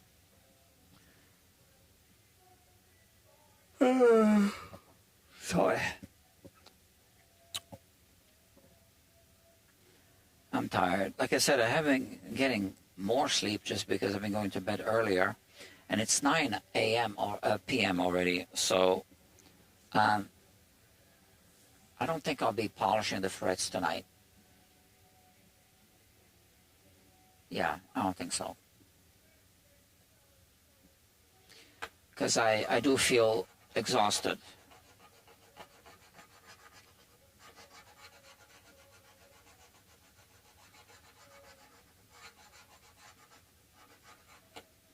I do want to level them off, recrown a little bit.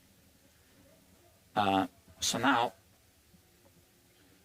with this part, the fingerboard extension, what I always do is I take the short leveling beam.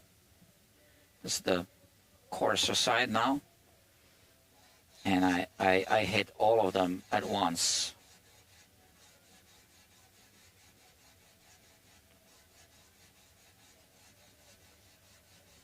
So any minute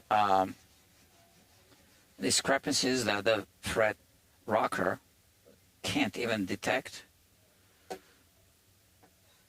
probably will get taken care of.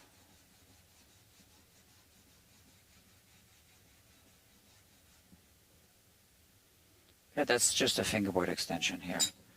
Now, for the rest of the fingerboard, I want to know if I have a little bit of a, I don't want to have a knot bow. I want to have a little bit of a back bow if I'm going to do this, which I don't need to do. So I don't have a back bow. I adjusted the truss right the way I want it. I'm going to leave it like that. So we're just hitting the fingerboard extension here.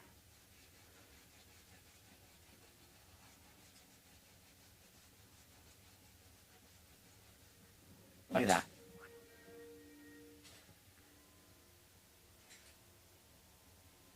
All right. And now let's recrown a little bit. So I'm going to take this file for the 13th fret. This is the original Z file.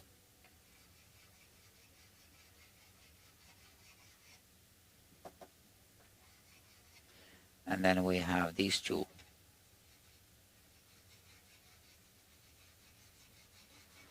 So here I'm hitting this part of the fret, not the entire fret, because it's a radius fingerboard, right?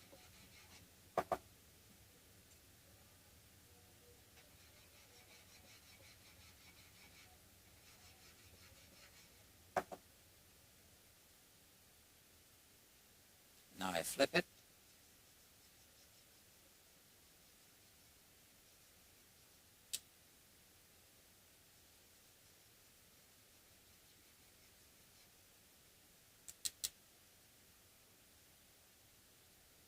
Just double checking the 13th fret that it's crowned properly.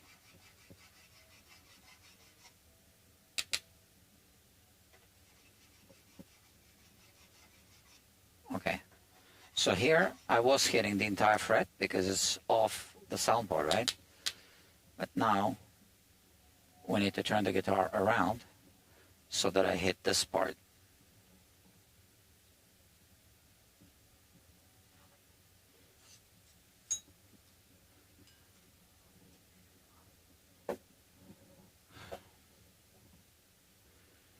Okay.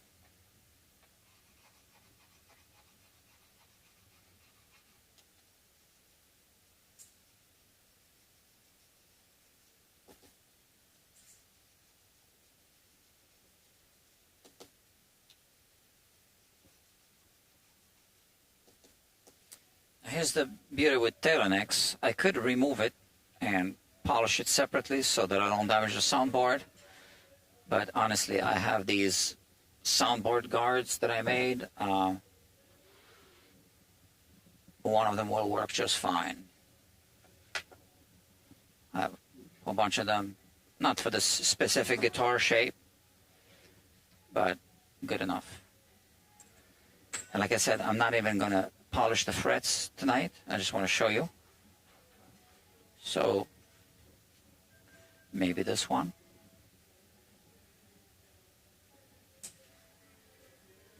Let's put this here.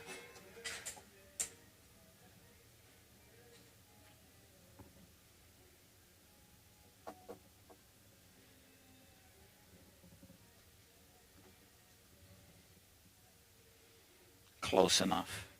It's a little tight here, but with the tape, it's going to hold it. Because it's a classical guitar, it's wider, right? It's almost the same shape. And this, I'm going to do tomorrow. I don't want to go to bed too late. I've been doing something else in my house lately. Taking care of my house. So every day I've been making some progress on it. And I want to do this tonight as well, which is another reason why I don't want to stay late.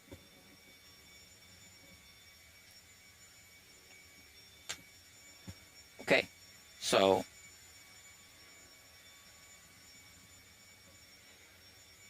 well, this has a soundboard fracture here. So I just went like this. Before I couldn't feel it because the strings were here, but I can feel a little hump. So this is something we need to now inspect.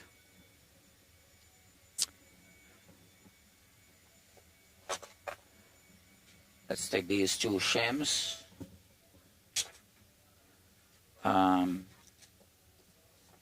There's a fracture. I'm going to look at it.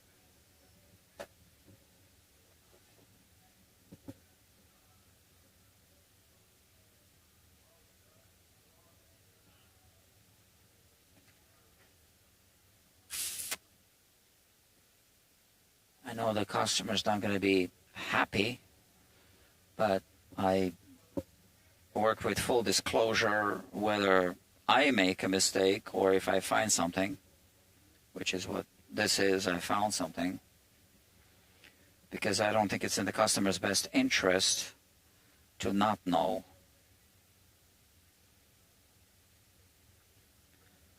So I'm disclosing it.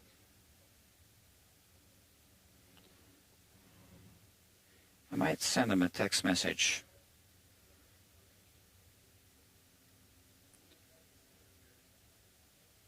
I think I will send a text message.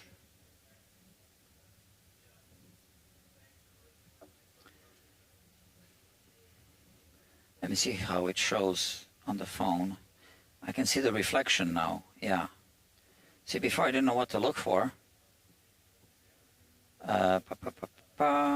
That's it. Camera. Video.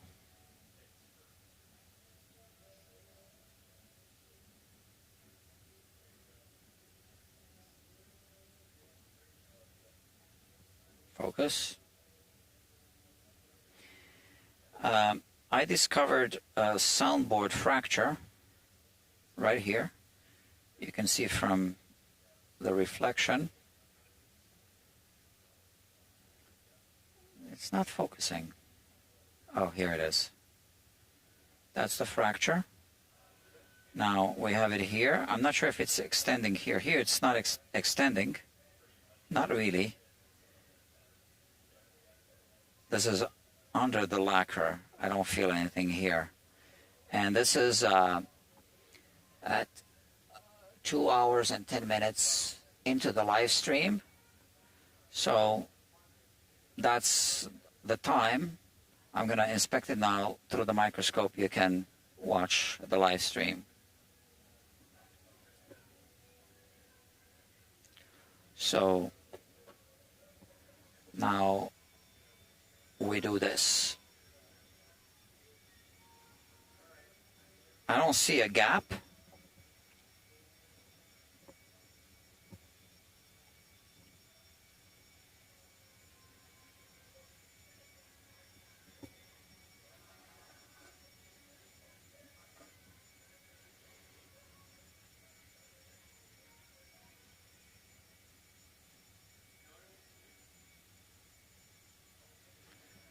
Okay.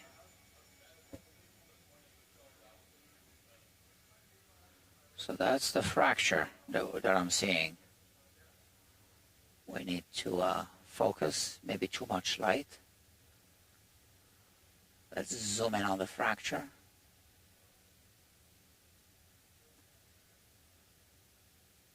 Okay, I mean, it looks a little scarier through the microscope, obviously, because we're enlarging it. But that's the fracture. Is there a gap? There is a whole bunch of dirt stock, which tells me this is an old fracture. So this is what we're seeing. I'm not sure if we can clean it up. I'm going to try with this brush. Okay, this soft brush. So what we're seeing here is a little step. So this part here is higher in elevation than this part here. And we're going to try to clean it with the brush. So this dirt is somewhat coming off.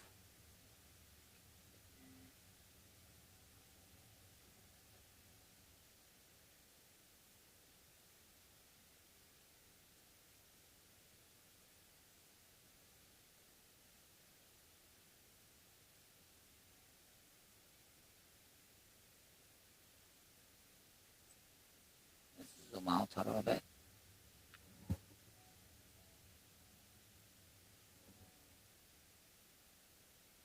It's a gentle brush. So we don't want to use a sharp objects or anything of that nature. Little patience. A lot of it came off already. But just the fact that there's dirt tells me that this isn't fresh.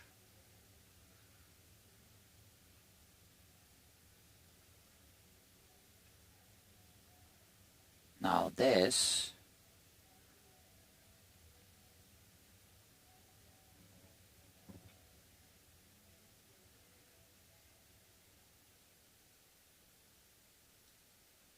can I clean this?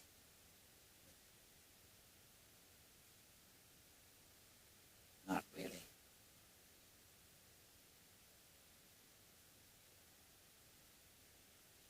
Well, it's an improvement.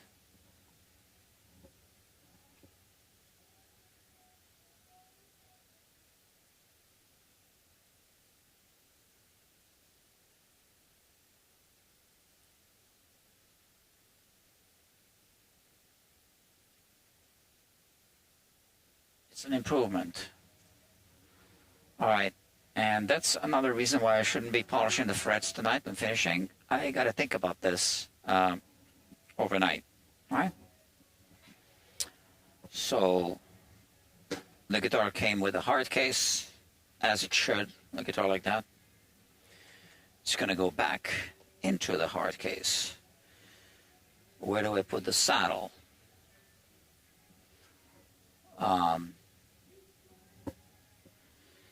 I guess I could tape it down.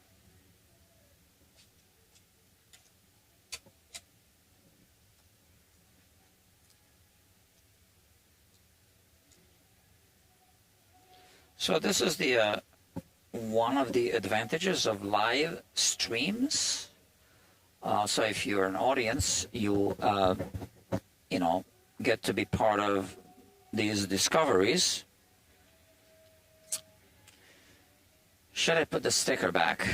Yeah, I guess I will. Because I think that's the action he wants. I don't think we'll be removing the neck when he comes.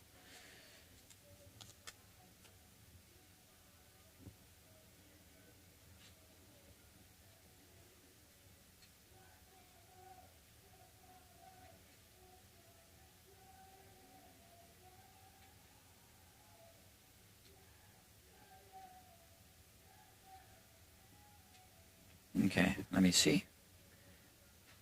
It's not aligned properly.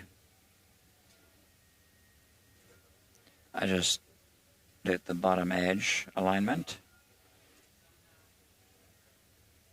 Yeah, that's okay.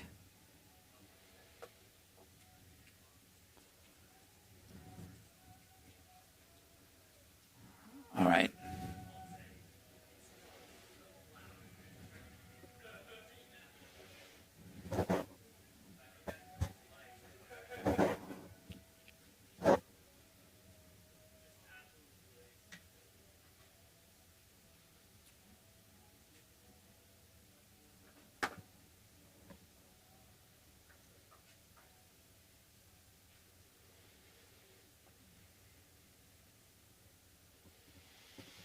I actually have a lot on my mind. Today, the day started on a neutral note, then it became slightly anxiety a little bit because I was anticipating something that I'm not going to get into. And then that wasn't happening. And then I actually started worrying. And it turned out that my worries were correct. But then it turned better. Okay.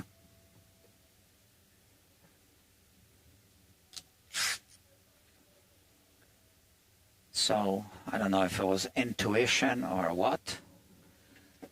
If you believe in that, I don't. But you know, I still use the term. Gonna wrap it up.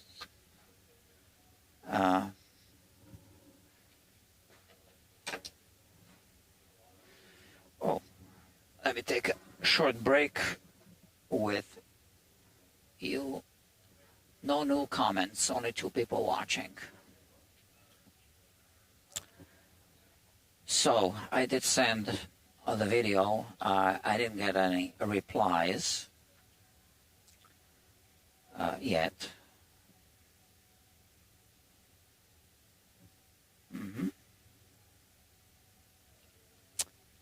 So there's someone about the strings. Hold on a second. String joy set. Tomorrow? Question mark. Somebody wants to drop off a set of string joy strings. And while we're at it, let me check Instagram. Now that I'm an Instagrammer. Oh yeah, let's see how many people watched the announcement of this. Oh, so now the bug video story is no longer, it's been taken off. The, what do you call it, lanternfly video story. But the video is still there, the reel's still there, the long version.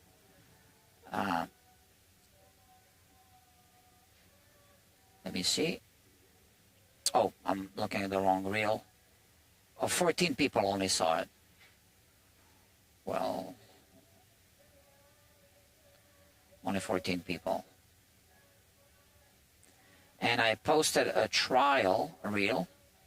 Yeah, so I don't know. I mean, I started Instagram in part to post ahead of time announcements that there's going to be a live stream. That doesn't seem to be really working.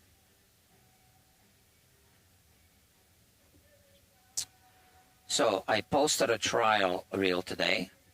Let's see how many views it got. 267. Not that many. And my drinking app is telling me to drink. So I gotta grab some water. This one's empty. I'm still gonna post. So the purpose of these trial reels is to see it's only gonna push it to non-followers. And then if there's enough traction, they recommend that you publish it. If there's not enough traction, they recommend that you don't publish it. So I'm still going to publish it because I want that trial reel to be published. It's actually about the preamp that I built. And yeah, I want it to be published. Now, just yesterday, I published a reel about rusty strings. Let's see how that's doing. Insights.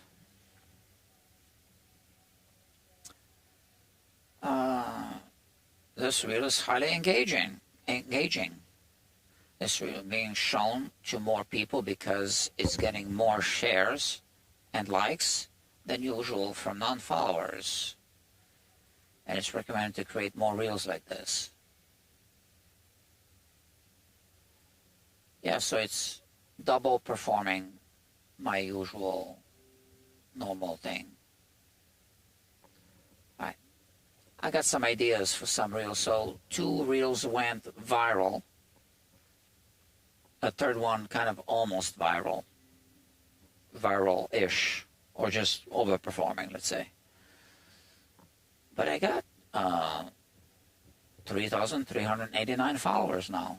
That's in less than 2 months. That's good, because I do want to monetize the Instagram through sponsorships. What kind of sponsorships? I don't know. Let's see if I got any messages. I don't think so.